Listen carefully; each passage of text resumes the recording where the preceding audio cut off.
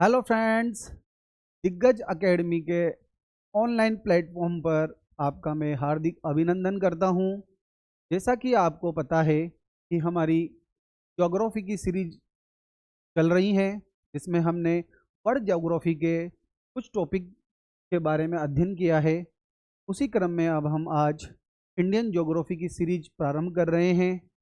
इसमें अपन जनसंख्या वाला जो टॉपिक है उससे पहले प्रारंभ कर रहे हैं।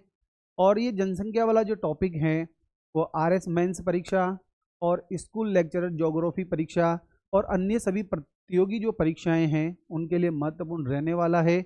आज हम भारत की जो ज्योग्राफी है उसमें जनसंख्या वाला जो अध्याय है उससे संबंधित चर्चा अपन आज यहाँ करेंगे कि जनसंख्या वृद्धि दर क्या होती है, जनसंख्या घनत्व क्या होता है, लिंगानुपात क्या होता है, साक्षरता क्या होती है। इस प्रकार हम शिशु मृत्यु दर, जन्म मृत्यु दर और सामाजिक आर्थिक जनगणना, तो विभिन्न प्रकार के जो पहलू हैं उनके बारे में आज हम इस अध्याय के अंतर्गत अपन आज पढ़ेंगे। तो जब बात करें अपन की जो जनसंख्या है, तो अध्याय है उसमें आज अपन जनसंख्या का जो परिचय है उसके बारे में बात करेंगे। भारत की जनसंख्या का वितरण बात करेंगे। जनसंख्या विस्फोट क्या होता है, जब जनसंख्या बहुत तीव्र गति से बढ़ती है तो उसे जनसंख्या विस्फोट कहेंगे। लिंगानुपात के बारे में बात करेंगे कि 1000 पुरुषों पर जो महिलाओं की संख्या होती है उसे लिंगानुपात कहते हैं। ग्रामीण और नगरीय जनसंख्या की बात करेंगे। राष्ट्रीय जनसंख्या आयोग, जनसंख्या कोष, सामाजिक आर्थिक एवं जाति आधारित जनगणना जो 2011 वाली है उसके बारे में बात करेंगे। अनुसूचित जनगणना 2011 की बात करेंगे। और भारत में जनसंख्या का जो असमान वितरण है उसके बारे में बात करेंगे। जनसंख्या वृद्धि की बात करेंगे। जनसंख्या घनत्व क्या है उसके बारे में बात करेंगे। प्रति वर्ग किलोमीटर में कितने व्यक्ति निवास करते हैं तो जनसंख्या घनत्व कहते हैं। साक्षरता के बारे में बात करेंगे कि भाई 7 वर्ष से अधिक उम्र का जो बालक होगा वो पढ़ा लिखा होगा तो उसे ही हम साक्षर कहेंगे। राष्ट्रीय जनसंख्या नीति के बारे में बात करेंगे। धर्म आधारित जनगणना के बारे में बात करेंगे। और आदिवासी जो आदिम जो समूह है उसके बारे में बात करेंगे। और जो अनुसूचित जनगणना 2011 है उसके बारे में हम अपन आज इस अध्याय के अंतर्गत जानने का प्रयास करेंगे। तो साथियों, कि जब हम जनसंख्या के बारे में बात करते हैं तो भारत में जो जनसंख्या का जो आकार है वो बहुत बड़ा है। अगर अपन विश्व की तुलना करें तो भारत जो है विश्व में जनसंख्या की दृष्टि से दूसरा स्थान रखता है और क्षेत्रफल की दृष्टि से जो भारत है वो विश्व में 7वां स्थान रखता है। अगर अपन बात करें कि सबसे ज़्यादा जो जनसंख्या है विश्व में वो चीन की है और उसके बाद जो स्थान आता है वो हमारे देश का आता है। लेकिन अभी वर्तमान समय की बात करें तो भारत की जनसंख्या जो है वो बहुत तीव्र गति से बढ़ रही है और लगता है कि वो चीन की जनसंख्या से भी अधिक हो जाएगी। तो जनसंख्या का जो आकार है भारत में वो बहुत बड़ा है और विश्व में जनसंख्या की दृष्टि से भारत द्वितीय स्थान रखता है और क्षेत्रफल की दृष्टि से साथियों भारत जो है विश्व के अंतर्गत 7वां स्थान रखता है। अब आगे बात करते हैं कि भारत जो है विश्व के क्षेत्रफल का जो है लगभग 2.4% भाग है भारत का। भारत में विश्व के जो क्षेत्रफल हैं का लगभग 2.4% भाग भारत में है। किंतु जनसंख्या की बात करें तो यहाँ पर 17.5% जो जनसंख्या है वो यहाँ निवास करती है। विश्व की 17.5% जनसंख्या जो है वो हमारे भारत देश में निवास करती है। और जनगणना 2011 के अनुसार भारत की जो जनसंख्या है वो 121 करोड़ हो चुकी है। जनगणना प्रति 10 वर्षों के अंतर्गत की जाती है। तो जब 2011 की जनगणना की बात करता हूँ तो जनसंख्या जो भारत की है वो 121 करोड़ है। और पिछले दशक में भारत की जो जनसंख्या में जो वृद्धि हुई है वो 17.7% की वृद्धि हुई है। जो पिछले जो दशक की बात करें अपन उसके अंतर्गत भारत की जो जनसंख्या है उसके अंदर जो वृद्धि हुई है वो 17.7% की वृद्धि दर्ज की गई है। अपन आप यहाँ देखेंगे कि संसाधनों की अपेक्षा जनसंख्या का अधिक घनत्व होने पर, मतलब जो संसाधन है हमारे देश में उनकी अपेक्षा जनसंख्या का अधिक घनत्व होने पर राष्ट्र के आर्थिक विकास की दर क्या होती जाती है, धीमी होती जाती है। अगर हमारे देश में जो उपलब्ध संसाधन हैं वो कम होने लगे और जनसंख्या का घनत्व ज़्यादा बढ़ता जाएगा तो हमारा जो आर्थिक इकोनॉमिक जो डेवलपमेंट है उसकी दर वह धीमे हो जाएगी, हमारा जो आर्थिक विकास है वो धीमा हो जाएगा। और भू क्षेत्रीय संसाधनों की तुलना में भारत की जनसंख्या अनुकूलतम सीमा को पार करके विस्फोट की स्थिति तक पहुंच चुकी है। जो अनुकूलतम जनसंख्या वो है जो देश के अंतर्गत उपलब्ध जो संसाधन है वो संसाधनों का प्रत्येक व्यक्ति उपभोग कर सके, वो है अनुकूलतम जनसंख्या। किंतु हमारे देश की जो जनसंख्या है वो अनुकूलतम जनसंख्या की सीमा को पार करके एक विस्फोट की स्थिति तक पहुंच गई है। कहने का मतलब है कि यहाँ के जो संसाधन हैं उनकी पहुंच हर व्यक्ति तक नहीं, हर व्यक्ति की पहुंच जो है संसाधनों तक नहीं हो पा रही है और जनसंख्या का विस्फोट हो चुका है। भारत जैसे जो विकासशील देश में बढ़ती हुई जनसंख्या के कारण देखो बेरोजगारी की समस्या है, भूखमरी की समस्या है, निम्न जीवन स्तर जैसी कई जो समस्याएं हैं वो जन्म ले रही हैं। जैसे जनसंख्या ज़्यादा बढ़ती जाएगी तो बेरोजगारी बढ़ेगी, खाद्यान्न का जो उत्पादन होगा वो कम होता जा रहा है, उसकी उपलब्धता कम होगी तो लोग भूखमरी बढ़ती जाएगी। इस प्रकार बहुत सारी जो देशव्यापी जो समस्याएं हैं वो जनसंख्या वृद्धि के साथ बढ़ रही हैं हमारे देश के अंतर्गत। तो हम बात कर रहे हैं कि भारत जो है वो विश्व के क्षेत्रफल का 2.4% भाग रखता है और यहाँ पर 17.5% जनसंख्या निवास करती है। और 2011 के आधार पर हमारी जो जनसंख्या है वो 121 करोड़ जनसंख्या है और भारत की जनसंख्या में जो वृद्धि हुई है 10 वर्षों में, जो 10 की वृद्धि हुई है वो 17.7% की यहाँ पर वृद्धि हुई है। हमने बात की यदि जनसंख्या विस्फोट इस प्रकार बढ़ता जाएगा तो बेरोजगारी, भूखमरी और निम्न जीवन स्तर जैसी हमारी जो समस्याएं हैं, देशव्यापी समस्याओं का सामना करना पड़ेगा। तो देखिए अगर बात करें अपन संयुक्त राज्य अमेरिका के बारे में, रूस के बारे में, कनाडा है, ऑस्ट्रेलिया है, ब्राज़ील, अगर इन सब की जनसंख्याओं का मैं योग कर लूँ उसके बावजूद भी भारत की जनसंख्या अधिक है हमारी। कहने का तात्पर्य है कि भारत की जो जनसंख्या है यदि हम संयुक्त राज्य अमेरिका, रूस, कनाडा, ऑस्ट्रेलिया, ब्राज़ील इन सब की जनसंख्याओं का योग कर लें उसके बावजूद भी भारत की जनसंख्या अधिक है। और देखो जनसंख्या क्या है, किसी निश्चित क्षेत्र और समय में एक निश्चित क्षेत्र होगा और एक निश्चित समय, एक समय अवधि निश्चित होगी, उसमें निवास करने वाले कुल संख्या, कुल लोगों की जो संख्या होती है उसे ही हम जनसंख्या कहते हैं।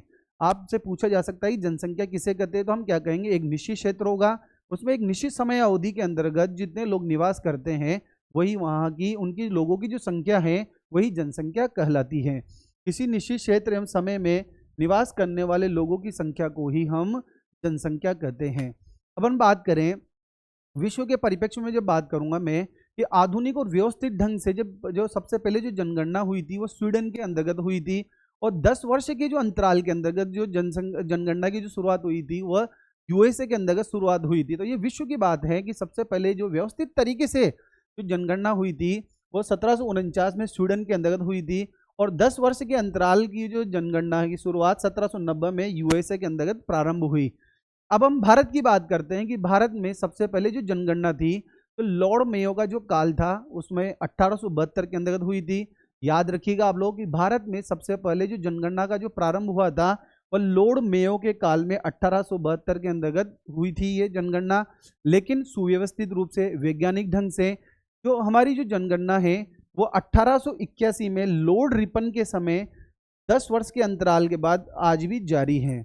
अपन अगर व्यवस्थित और सुव्यवस्थित तरीके से अगर जनगणना की बात करें तो 1881 में लॉर्ड रिपन के समय से यह प्रारंभ हुई थी। कई प्रतियोगी परीक्षाओं में क्वेश्चन पूछा गया है कि भारत के अंतर्गत जो सुव्यवस्थित तरीके से जो जनगणना है वो कब प्रारंभ हुई है, तो हम आंसर देंगे 1881 में लॉर्ड रिपन के समय। और पहली जो जनगणना है वो 1872 में लॉर्ड मेयो के काल के अंतर्गत हुई थी। और 2011 की जो हमारी जनगणना है वो जनगणना क्रम की तो 15वीं जनगणना है और आज़ादी के बाद का जो क्रम है वो 7वीं जनगणना है। अगर अपन 2011 की जनगणना की बात करें तो जनगणना क्रम की तो ये 15वीं जनगणना है और आज़ादी के बाद की ये 7वीं जनगणना है। तो देखिए आप लोग, अगर अपन बात करें कि कोई भी जो देश है उसके अपन इकोनॉमिक डेवलपमेंट की बात करें तो वहाँ की जो जनसंख्या है उसका एक वहाँ पर महत्वपूर्ण योगदान होता है, क्योंकि अगर जनसंख्या ज़्यादा होगी तो सरकार जो है उस जनसंख्या को नियंत्रण करने के उपायों पर ध्यान देगी, अधिक उसमें पैसा खर्च करेगी, विकास कार्यों में पैसा कम खर्च होगा, तो किसी भी देश की जो सामाजिक आर्थिक जो विकास है उस देश की जनसंख्या और युवा जनसंख्या का उसमें में महत्वपूर्ण योगदान होता है। देश के आर्थिक विकास में वहाँ की जनसंख्या और युवा जनसंख्या का अहम योगदान होता है। यहाँ पर अपन इस बात को याद रखेंगे कि भारत के अंतर्गत व्यवस्थित रूप से और वैज्ञानिक ढंग से जो जनगणना हुई है वो 1881 में लॉर्ड रिपन के समय से प्रारंभ हुई है। अब बात करेंगे देखो कि देश की जो लगभग एक चौथाई जो जनसंख्या है, हमारे देश की जो चौथाई जनसंख्या है वो उत्तर प्रदेश और महाराष्ट्र के अंतर्गत रहती है। मतलब यूँ कह सकते हैं कि हमारे देश की लगभग एक चौथाई 1/4 जो जनसंख्या है वो उत्तर प्रदेश और महाराष्ट्र में रहती है। और क्षेत्रफल की दृष्टि से सबसे बड़े जो राज्य हैं अगर बात करें तो हमारा राजस्थान है और मध्य प्रदेश है। लेकिन अगर एक चौथाई जनसंख्या की बात करूं तो सबसे ज़्यादा जनसंख्या है वो उत्तर प्रदेश और महाराष्ट्र में है। और क्षेत्रफल के आधार पर बात करें तो सबसे बड़ा राज्य हमारा राजस्थान और मध्य प्रदेश है। पहले मध्य प्रदेश था और अभी वर्तमान में राजस्थान जो है क्षेत्रफल की दृष्टि से सबसे बड़ा राज्य है। अब बात करें अपन कि भारत में जनसंख्या का असमान वितरण क्यों है। देखो भारत में जनसंख्या का असमान वितरण एक प्रमुख विशेषता रही है, क्योंकि भारत के अंदर देखो धरातल का स्वरूप है, जलवायु है, कृषि है, खनिज पदार्थ हैं और परिवहन के साधन है, मिट्टी है, वनस्पति है। इस प्रकार की जो धरातली जो विविधता है और जलवायु जो विविधताएं पाई जा रही हैं उसके कारण जनसंख्या का यहाँ पर असमान वितरण पाया जा रहा है।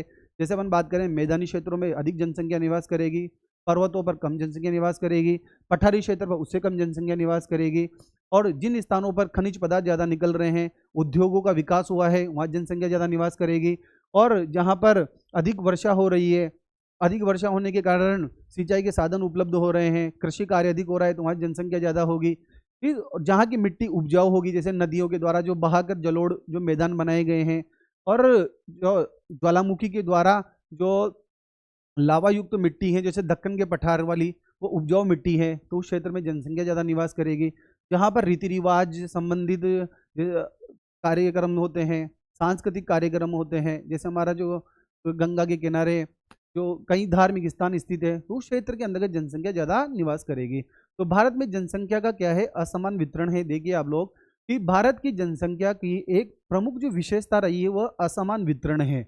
असमान वितरण कैसे है कि देखिए आप लोग कि भारत के अंदर एक तरफ जहाँ विशाल मैदान है, विशाल मैदान में जनसंख्या ज़्यादा मिलती है, पर्वतीय क्षेत्र हैं, मरुस्थल वाले क्षेत्र हैं और जो पठारी क्षेत्र हैं वहाँ पर को विरल जनसंख्या दिखाई देती है। जनसंख्या का जो है एक तो सघनता और एक विरलता। तो मैदानों के अंतर्गत जनसंख्या जो है वो सघन रूप से बसी हुई है। और अपन बात करें पर्वतों पर, पठारों पर और मरुस्थलीय क्षेत्रों के अंतर्गत जनसंख्या विरल और बिखरी हुई दिखाई पड़ती है हमें। तो जनसंख्या वितरण को जब अपन बात करते हैं तो प्रभावित करने वाले कारकों में मैं एक तो भौतिक कार्य के बारे में बात करूंगा, एक आर्थिक कारक के बारे में बात करूंगा, सामाजिक कारक के बारे में बात करूंगा, राजनीतिक कारक के बारे में बात करूंगा और जननांकीय कारक के बारे में बात करूंगा कि ये जनसंख्या वितरण को कैसे प्रभावित करते हैं। जैसे भौतिक कारक में सबसे पहले बात करें धरातल का स्वरूप। जैसे धरातल का स्वरूप है, कहीं पर्वत है, कहीं पठार है, कहीं मैदान है, तो कहीं जो उच्चावच हैं उसके आधार पर जनसंख्या का वितरण भी अलग अलग मिलता है। मैदानों के अंदर जनसंख्या का घनत्व अधिक मिलता है और उससे कम पठारों पर मिलता है और सबसे कम जो है पर्वतीय क्षेत्रों पर दिखाई देता है।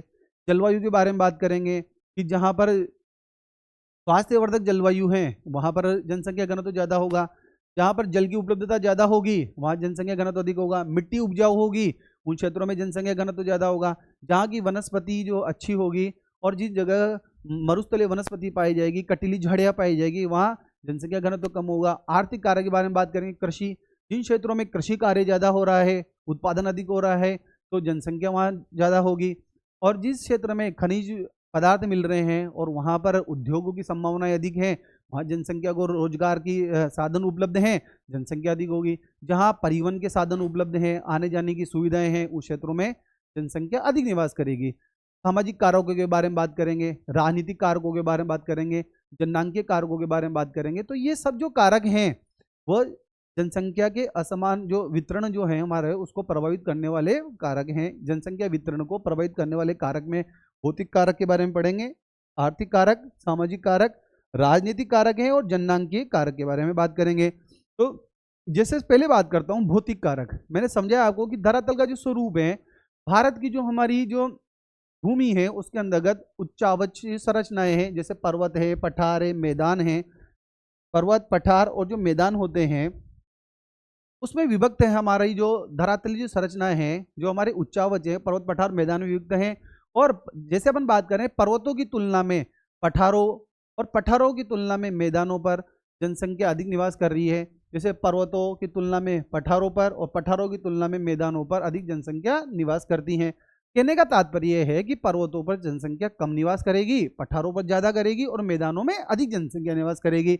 इसका मुख्य कारण है कि पर्वतीय संरचना कैसी होती है कि उबड़ खाबड़ होने के कारण यहाँ पर कृषि और उद्योग का विकास नहीं हो पाता, क्योंकि पर्वत जो होते हैं वो उबड़ खाबड़ होते हैं, तो वहाँ पर कृषि कार्य करना, उद्योग लगाना बिल्कुल संभव नहीं हो पाता है। तो जनसंख्या का विकास भी उस क्षेत्र में कम होता है।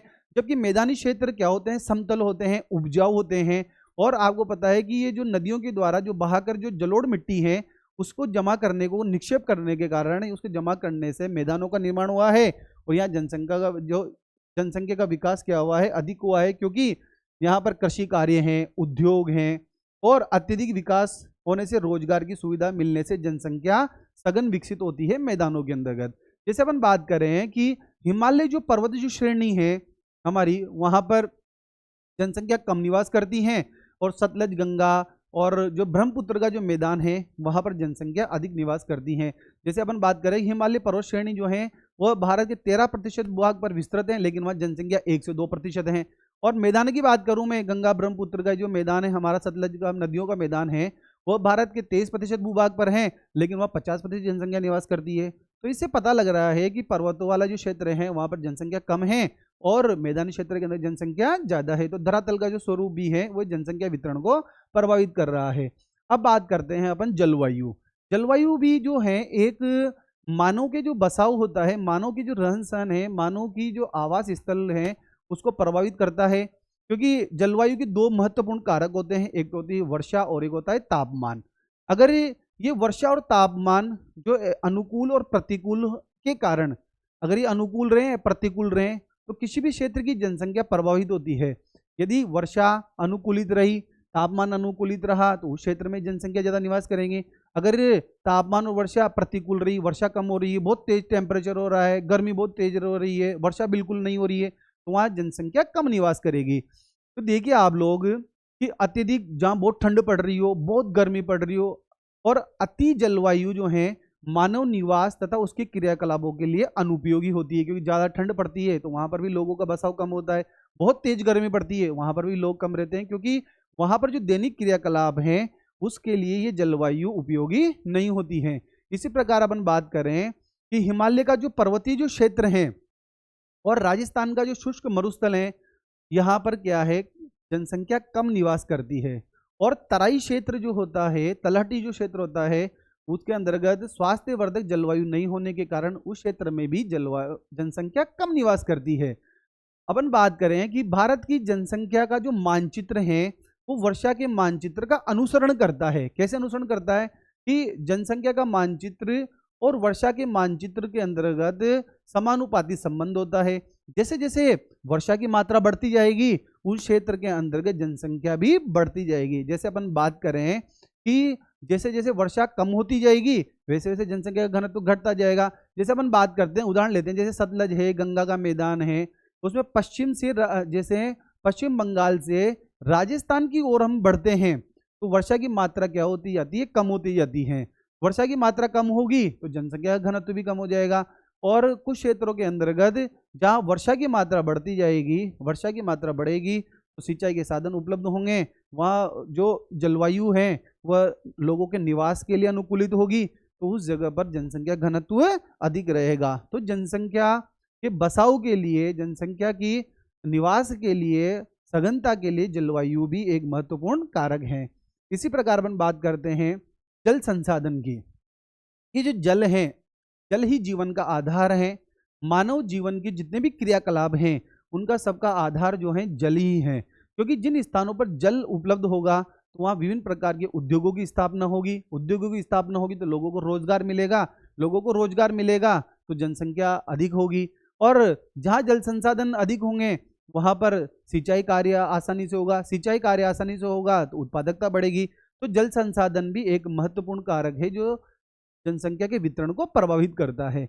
जैसे हम बात करें कि भारत में वर्षा की मात्रा के साथ जनसंख्या घनत्व जो है पूर्व से पश्चिम भाग में नहर के द्वारा जल आपूर्ति होने के कारण अपेक्षाकृत घनी आबादी मिलती है, क्योंकि जो नहरों के द्वारा अगर जो सिंचाई कार्य किया जाएगा तो उस क्षेत्र के अंतर्गत आबादी घनी मिलेगी। और नदियां ही जो होती हैं वह जल प्राप्ति का एक महत्वपूर्ण साधन है, क्योंकि नदियों के जो जल होते हैं उनका उपयोग हम सिंचाई में करते हैं, पेयजल के अंतर्गत करते हैं, विभिन्न प्रकार के औद्योगिक कार्य में करते हैं। इस प्रकार जो है जल संसाधन जो है वो जीवन का आधार होता है। तो जनसंख्या के वितरण को प्रभावित करने वाला जो कारक है वो जल संसाधन भी है। इसी प्रकार बात करता हूं मैं मिट्टी की, कि भारत के अंतर्गत अपन बात करें जो मिट्टी है, हमारा जो विशाल मैदान है और जो डेल्टाई जो क्षेत्र हैं वहां पर उपजाऊ मिट्टी पाई जाती है, वहां कृषि उत्पादन ज्यादा होगा। कृषि उत्पादन अधिक होने के कारण जनसंख्या का बसाव भी अधिकतम होगा। और हमारे जो प्रायद्वीपीय जो पठार हैं उसके बारे में बात करें तो वहां ज्वालामुखी उद्गार के कारण जो मिट्टी जो बनी है वो अधिक उपजाऊ है, काली मृदा पाई जाती है, अधिक उपजाऊ है, कपास के लिए अधिक है। इस प्रकार अपन बात करें कि जो मिट्टी भी है वो जनसंख्या जो वितरण है उसको प्रभावित करती हैं। उपजाऊ मृदा होगी तो कृषि कार्य ज्यादा होगा, लोगों का बसाव अधिक होगा। और पर्वतीय और पठारी जो बात करते हैं वहाँ की मिट्टियाँ जो होती हैं वो मैदानों की तुलना में कम उपजाऊ होती है, तो वहाँ पर जनसंख्या का वितरण हमें देखने को कम मिलता है। तो इस प्रकार हमने बात की देखी है कि सबसे पहले धरातल के स्वरूप के बारे में बात करी भौतिक कारक में, दूसरे बारे में जलवायु के बारे में बात की मैंने, जल संसाधन के बारे में बात करी और मिट्टी।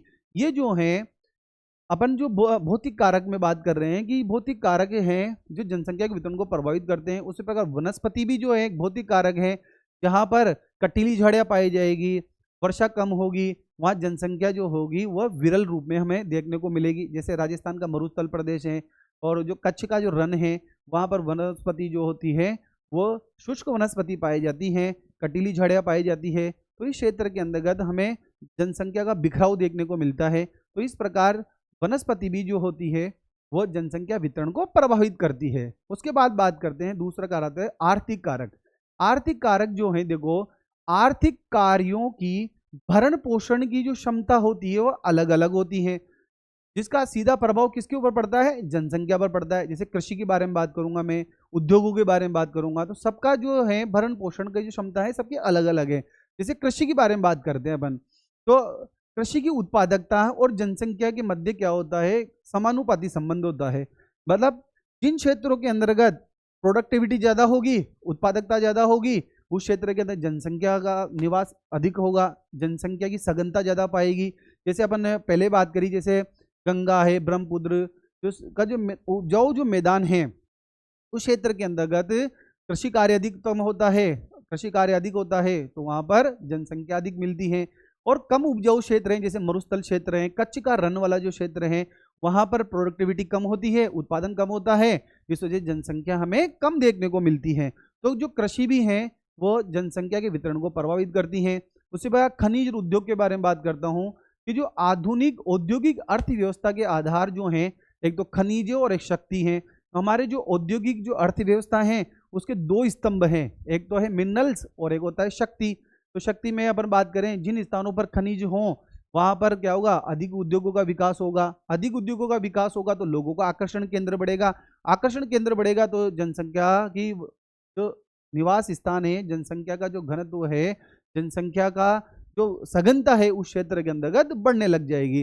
जैसे कि इसी कारण हम बात करें जो दामोदर घाटी है हमारी, छोटा नागपुर का पठार है, कोलार जो क्षेत्र है वह खनिज जो क्षेत्रों में जनसंख्या का जमाव संभव हुआ है।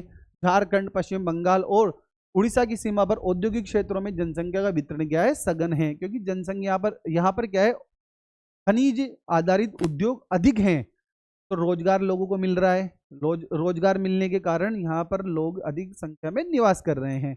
परिवहन के साधन की बात करूंगा तो देखिए कि जो पर्वत हैं उसके ऊपर उबड़ खाबड़ जगह है तो वहाँ परिवहन के साधन कम होंगे, पठारों पर उससे कम होंगे, मैदानों पर क्या होगा, परिवहन के साधन अधिक होंगे। तो पर्वतीय जो क्षेत्र होंगे वहाँ पर जनसंख्या कम होगी, उसकी तुलना में पठारों पर अधिक होगी, और सबसे ज्यादा जो जनसंख्या होगी वो मैदानों पर होगी। मैदानी भागों में पर्वत तथा पठारों की अपेक्षा परिवहन की सुविधा अधिक मिलती है, इससे मैदानों में अधिक सघन जनसंख्या हमें देखने को मिलती है। तो हमने यहाँ पर भौतिक कारक के बारे में पढ़ा और आर्थिक कारक के बारे में पढ़ा। अब पढ़ रहे हैं सामाजिक कारक। सामाजिक और जो सांस्कृतिक कारक हैं वो भी जनसंख्या के वितरण को प्रभावित करते हैं। जैसे अपन बात करें कि कोई स्थान विशेष है जो धार्मिक क्षेत्र से जुड़ा हुआ है, जहाँ पर धार्मिक क्रियाकलाप ज़्यादा होते हैं, तो वहाँ लोगों का झुकाव, आकर्षण का केंद्र ज़्यादा रहेगा वो क्षेत्र, वहाँ पर जनसंख्या जो होगी वो अधिक सघनता के रूप में मिलेगी। जैसे गंगा नदी के जो किनारे की बात करते हैं अपन, वहाँ हिंदू जो मंदिर हैं वो अधिक बने हुए हैं, एक धार्मिक आस्था का केंद्र है, इस वजह से इस क्षेत्र के अंतर्गत जनसंख्या अधिक देखने को मिलती है। कोई सामाजिक संगठन है, सामाजिक संरचना है, रीति रिवाज है, तो इस प्रकार के जो सामाजिक जो कारक हैं वो भी क्या करते हैं, जनसंख्या के वितरण को प्रभावित करते हैं। राजनीतिक कारक के बारे में बात करूं मैं कि राजनीतिक जो कारक हैं कि बहुत सारे जो क्षेत्र होते हैं उसमें राजनीतिक कारक भी क्या करते हैं, जनसंख्या के वितरण को प्रभावित करते हैं। जैसे एग्जाम्पल लेते हैं कि जम्मू कश्मीर वाला जो क्षेत्र है वह आतंकवाद वाला सबसे ज़्यादा प्रभावित क्षेत्र रहा है, तो वहाँ पर जनसंख्या पलायन कर जाती है उस क्षेत्र से। जैसे नक्सलवाद वाला जो क्षेत्र होता है उस क्षेत्र से जो हिंसात्मक कार्य ज़्यादा होते हैं, वहाँ से लोग क्या करते हैं, उस क्षेत्र को छोड़कर दूसरे क्षेत्र में चल जाते हैं। इस प्रकार कई राजनीतिक जो कारक होते हैं वो भी जनसंख्या के वितरण को प्रभावित करते हैं। इसके बाद आता है जननांकिकीय कारक। जननांकिकीय कारक में जैसे जन्म दर है, मृत्यु दर है, प्रवास का प्रभाव है, ये जो सभी कारक हैं वो जननांकिकीय कारक कहलाते हैं। ये भी जनसंख्या के वितरण को प्रभावित करते हैं। जैसे उत्तरी भारत के जो हमारे जो उत्तर प्रदेश हैं, बिहार है, राजस्थान है और जो मध्य प्रदेश हैं, इनमें क्या है, देखो जन्म दर तो अधिक है और मृत्यु दर कम होने के कारण जो है जनसंख्या तीव्र गति से बढ़ रही है। तो जननांकी के जो कारक होते हैं वो भी जनसंख्या के वितरण को प्रभावित करते हैं, क्योंकि जन्म दर बढ़ जाएगी और मृत्यु दर कम हो जाएगी तो इन क्षेत्रों के अंतर्गत जनसंख्या वृद्धि होने लग जाएगी। इस वजह से अपन बात करते हैं कि उत्तर भारत के जो उत्तर प्रदेश हैं, बिहार है, राजस्थान, मध्य प्रदेश, इनमें जन्म दर अधिक है और मृत्यु दर कम होने के कारण जनसंख्या की तीव्र गति से वृद्धि हो रही है। तो हमने यहाँ पर जनसंख्या के वितरण को प्रभावित करने वाले कारकों के बारे में बात की है। उसके बारे में अब आगे जो बात करेंगे कि भारत में जनसंख्या का जो वितरण है उसके बारे में बात करें अपन कि भारत में जनसंख्या का जो वितरण है वो असमान वितरण बताया मैंने आपको कि देश के 30% क्षेत्र पर 50% जनसंख्या निवास करती हैं, वहीं उत्तर और उत्तरी पूर्वी राज्यों में 16% क्षेत्र पर 4% से भी कम जनसंख्या निवास करती है। तो यहाँ देखने को मिलता है कि हमारी यहाँ का जो जनसंख्या जो वितरण है वो असमान वितरण है कि देश के 30% क्षेत्र, जैसे मैदान वाला जो क्षेत्र है उसमें 50% जनसंख्या निवास कर रही है और जो पर्वतीय वाले क्षेत्र हैं वहाँ 16% क्षेत्र होके में 4% से भी कम जनसंख्या निवास कर रही है। और 2011 की जनगणना की बात करूं मैं तो जनसंख्या जो वितरण है, सबसे ज़्यादा जनसंख्या जो है उत्तर प्रदेश के अंतर्गत है, महाराष्ट्र के अंतर्गत है, बिहार और पश्चिम बंगाल, आंध्र प्रदेश जो है उसमें जनसंख्या का वितरण सबसे ज़्यादा है। देखिएगा आप लोग याद रखिएगा 2011 की जो जनगणना है उसके अनुसार जनसंख्या का सबसे ज़्यादा वितरण जो है उत्तर यूपी है, महाराष्ट्र है, बिहार है, पश्चिम बंगाल और आंध्र प्रदेश जैसे राज्यों में रहा है। वहीं दूसरी ओर बात करें कि जैसे उत्तराखंड है, अरुणाचल प्रदेश है, जम्मू कश्मीर राज्यों की जनसंख्या का आकार विशाल भौगोलिक क्षेत्रफल होने के बावजूद भी इनका आकार क्या रहा है, छोटा रहा है। मतलब यहाँ पर क्षेत्रफल ज़्यादा है लेकिन जनसंख्या कम निवास कर रही है। तो यहाँ पर एक ऑब्जेक्टिव टाइप क्वेश्चन हमें बनता है यहाँ पर कि 2011 की जनगणना के अनुसार जनसंख्या वितरण सबसे ज़्यादा कहाँ पर है, उत्तर प्रदेश, महाराष्ट्र, बिहार, पश्चिम बंगाल और आंध्र प्रदेश जो राज्य हैं यहाँ पर जनसंख्या का वितरण हमें अधिक देखने को मिलता है।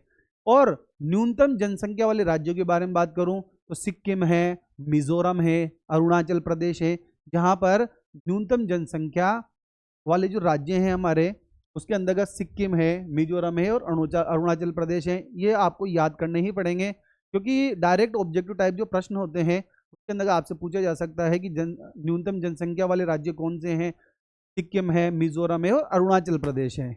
अब देखिए सर्वाधिक जनसंख्या वाले जो यूटी हैं, जो केंद्र शासित प्रदेश हैं, उसमें सबसे ज़्यादा जनसंख्या वाला जो क्षेत्र है वो दिल्ली है, पुदुचेरी है और चंडीगढ़ है। दिल्ली है, पुदुचेरी है और चंडीगढ़ है। ये सर्वाधिक जनसंख्या वाले केंद्र शासित प्रदेश हैं। इसी प्रकार न्यूनतम जनसंख्या वाले केंद्र शासित प्रदेश कौन होंगे? लक्षद्वीप है, दमनदीप है, दादर नगर हवेली है। लक्षद्वीप है, दमनदीप है, दादर नगर हवेली है, न्यूनतम जनसंख्या वाले यूटी हैं। तो यहां पर अपन बात कर रहे हैं कि अगर राज्यों के बारे में बात करें तो उत्तर प्रदेश, महाराष्ट्र, बिहार जो हैं सबसे ज्यादा जनसंख्या वितरण वाले राज्य हैं। सबसे कम वितरण वाले बात करें राज्यों में, सिक्किम है, मिजोरम है, अरुणाचल प्रदेश है। याद कीजिए सबसे कम कौन है? सिक्किम है, मिजोरम है, अरुणाचल प्रदेश है। सबसे ज्यादा में याद कीजिए फटाफट आप लोग, सबसे ज्यादा में उत्तर प्रदेश है, महाराष्ट्र है और बिहार है। सबसे कम जनसंख्या वाले राज्यों के बारे में बात करें तो सबसे पहले सिक्किम है, मिजोरम है और अरुणाचल प्रदेश में। सर्वाधिक जनसंख्या वाला यूटी की बात करूं तो दिल्ली है, पुदुचेरी है, चंडीगढ़ है। कौन सा है साथियों? बोलिए। दिल्ली है, पुदुचेरी है और चंडीगढ़ है। और न्यूनतम जनसंख्या वाला जो यूटी है याद कीजिए फटाफट, कौन सा है? लक्षद्वीप, लक्षद्वीप, दमनदीप और दादर नगर हवेली। देखिए सर्वाधिक जनसंख्या वाला यूटी है दिल्ली, पुदुचेरी, चंडीगढ़। न्यूनतम बताइए फटाफट। लक्षद्वीप है, दमनदीप है और दादर नगर हवेली है जहां पर न्यूनतम जनसंख्या वाला यूटी है। ये 2011 की जनगणना के अनुसार जो आंकड़े हैं उसके आधार पर हम बात कर रहे हैं। उसके बाद बात करता हूं भारत में जनसंख्या वृद्धि। भारत में जनसंख्या वृद्धि क्या है? देखो जनसंख्या वृद्धि क्या होती है। वृद्धि जब भी बात करेंगे तो अपन दो बिंदुओं को बीच में जो होने वाला जो परिवर्तन होता है उसे ही अपन क्या कहते हैं? वृद्धि कहते हैं। ऐसे थोड़ी वृद्धि निकाली जा सकती है। दो बिंदुओं के बीच में जो परिवर्तन हो रहा है उसका हम तुलनात्मक अध्ययन करेंगे। उसके आधार पर अपन बात करते हैं कि कितनी वृद्धि हो रही है।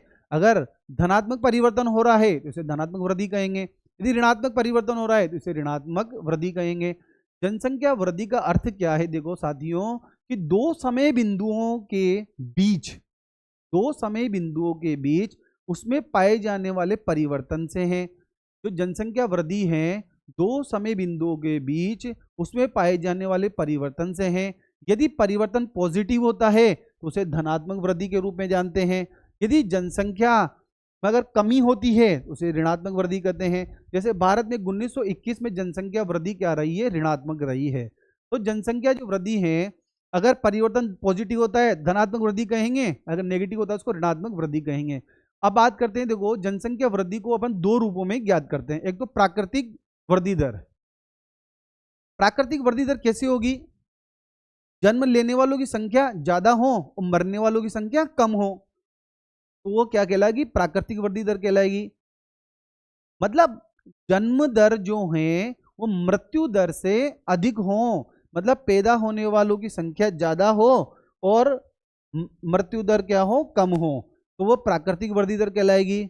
और दूसरा होता है प्रवासी वृद्धि दर। प्रवासी वृद्धि दर का मतलब क्या होता है कि जब किसी दूसरे देश के लोग हमारे देश में आकर बस जाएं, जब दूसरे देश के लोग हमारे देश में आकर बस जाएं और यहाँ की जनसंख्या को बढ़ा दें तो उसे प्रवासी वृद्धि दर कहेंगे। तो जनसंख्या वृद्धि को दो रूपों में ज्ञात करते हैं। प्राकृतिक वृद्धि दर जिसमें जन्म दर अधिक हो और मृत्यु दर क्या हो? कम हो, तो प्राकृतिक वृद्धि दर हो जाएगी। प्रवासी वृद्धि दर दूसरे देश के लोग हमारे देश में आकर रहने लग जाएं तो जनसंख्या इंक्रीज हो जाएगी, तो उसे प्रवासी वृद्धि दर कहा गया है।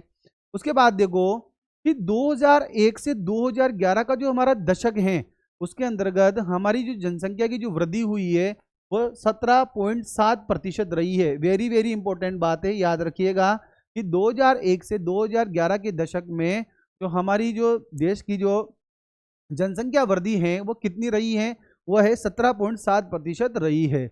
और 1901 से 2011 के मध्य जो जनसंख्या वृद्धि हुई है हमारे, उस समय को हम चार अवस्थाओं में विभाजित करते हैं। 1901 से लेकर 2011 के मध्य जो जनसंख्या जो वृद्धि हुई है उसे हम चार अवस्थाओं में विभाजित करते हैं। सबसे फर्स्ट वाला जो है 1901 से लेकर 1921 का जो समय है उसे हम मंद वृद्धि काल के रूप में जानते हैं।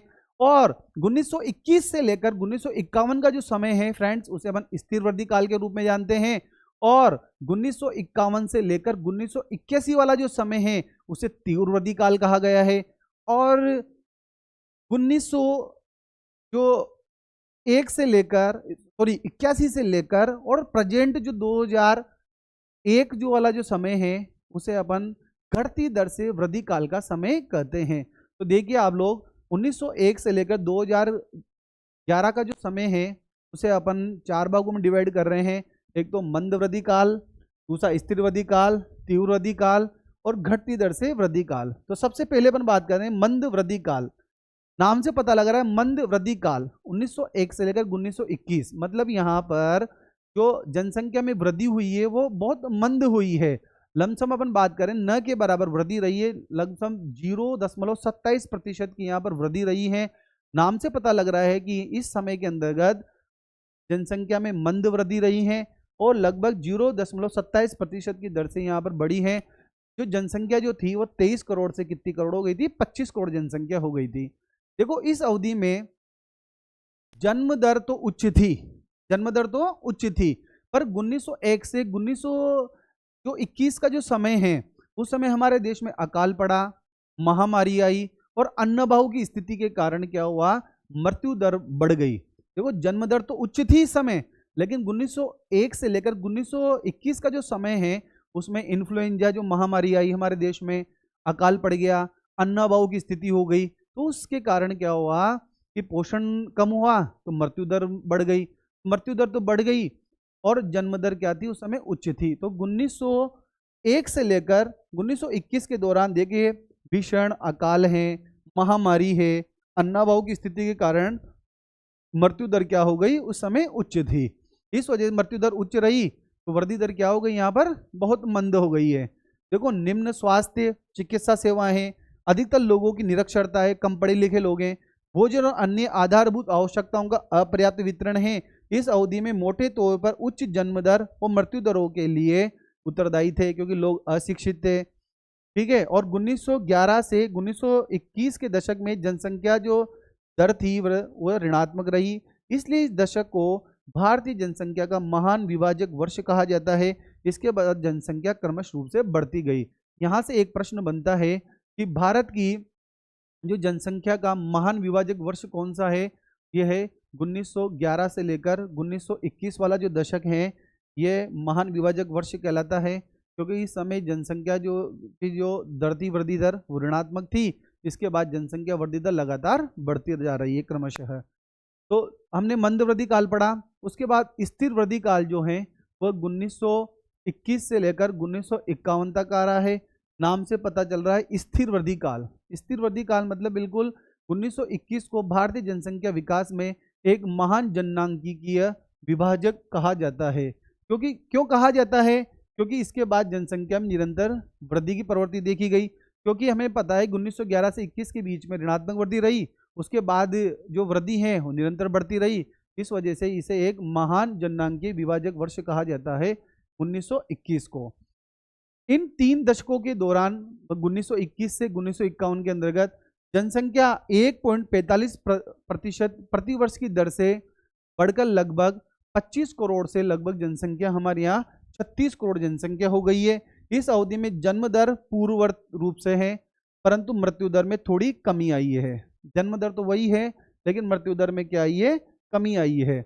मृत्यु दर में कमी किस वजह से आई है, देखो मलेरिया है, हैजा है, चेचक है, निमोनिया, जो आदि के कारण जो बीमारियां हो रही थी उनको हमने नियंत्रित करा, इनके स्वास्थ्य के जो विकास कार्य हुए इसके कारण इन बीमारियों को हमने रोका, रोकने के कारण जो है मृत्यु दर में क्या हो गई, गिरावट आई है।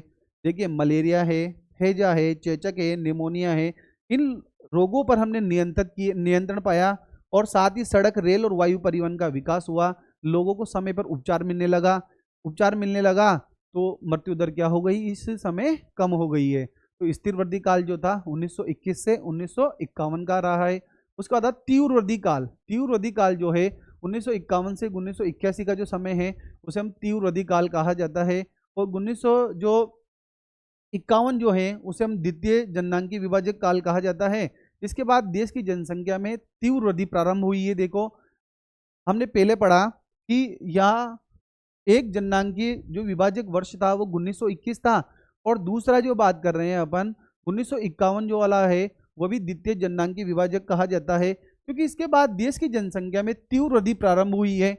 1951 से 81 के मध्य जनसंख्या वृद्धि जो है 2.2% की दर से हुई है, जिसमें देश की जनसंख्या 32 करोड़ से ज्यादा हो गई है। पहले 23 करोड़ थी, 23 से 25 करोड़ होगी, फिर 25 से 36 करोड़ होगी और फिर यहाँ पर 32 करोड़ से ज्यादा जनसंख्या हो गई। और 1961 से 1971 के मध्य, वेरी वेरी इंपॉर्टेंट, सर्वाधिक वृद्धि हुई है, 24.8% दर्ज की हुई है। जो विकास कार्य हैं, खाद्य आपूर्ति हैं, खाद्य सुविधाओं में सुधार के कारण यहाँ पर मृत्यु दर में कमी आई है। तो मृत्यु दर में कमी आई है तो जनसंख्या में सबसे ज्यादा वृद्धि इस क्षेत्र के इस समय काल में हुई है। 1961 से लेकर 1971 का जो समय है उसमें सर्वाधिक वृद्धि हुई है, 24.8% वृद्धि दर्ज की गई है। इस समय खाद्य आपूर्ति है और स्वास्थ्य सेवाओं में विकास हुआ है, उनमें सुधार हुआ है, इस वजह से मृत्यु दर में कमी आई है। तो जनसंख्या वृद्धि स्वाभाविक रूप से बढ़नी है। जनसंख्या बढ़कर यहाँ पर इस समय 68 करोड़ हो गई है। इसके परिणाम स्वरूप जनसंख्या में उच्च वृद्धि दृष्टिगोचर हुई है। जनसंख्या अचानक विस्फोट में पहुंच गई है। हमारे यहाँ देखो तिब्बती हैं, बांग्लादेशी है, नेपाली जो हैं शरणार्थी हैं देश में आने से और पाकिस्तान से आने वाले लोगों के कारण उस समय जनसंख्या में वृद्धि हुई है। हमारे यहाँ पर तिब्बती से शरणार्थी हैं, बांग्लादेश से हैं, नेपाल से जो लोग आए हैं वो लोग हमारे देश में निवास कर रहे हैं, उससे ही समय में जनसंख्या वृद्धि हुई है। तो तीव्र वृद्धि काल जो है वो 51 से 81 का समय रहा है। उसके बाद आता है घटते वृद्धि दल जो काल है वह 1981 से 2011 का समय जो है वो घटते वृद्धि काल का रहा है। सन 1981 की जनसंख्या में उच्च वृद्धि की प्रवृत्ति जारी रहते हुए भी, मतलब वृद्धि जारी रही लेकिन वृद्धि दर में क्रमिक कमी भी दिखाई देने लगी हमें।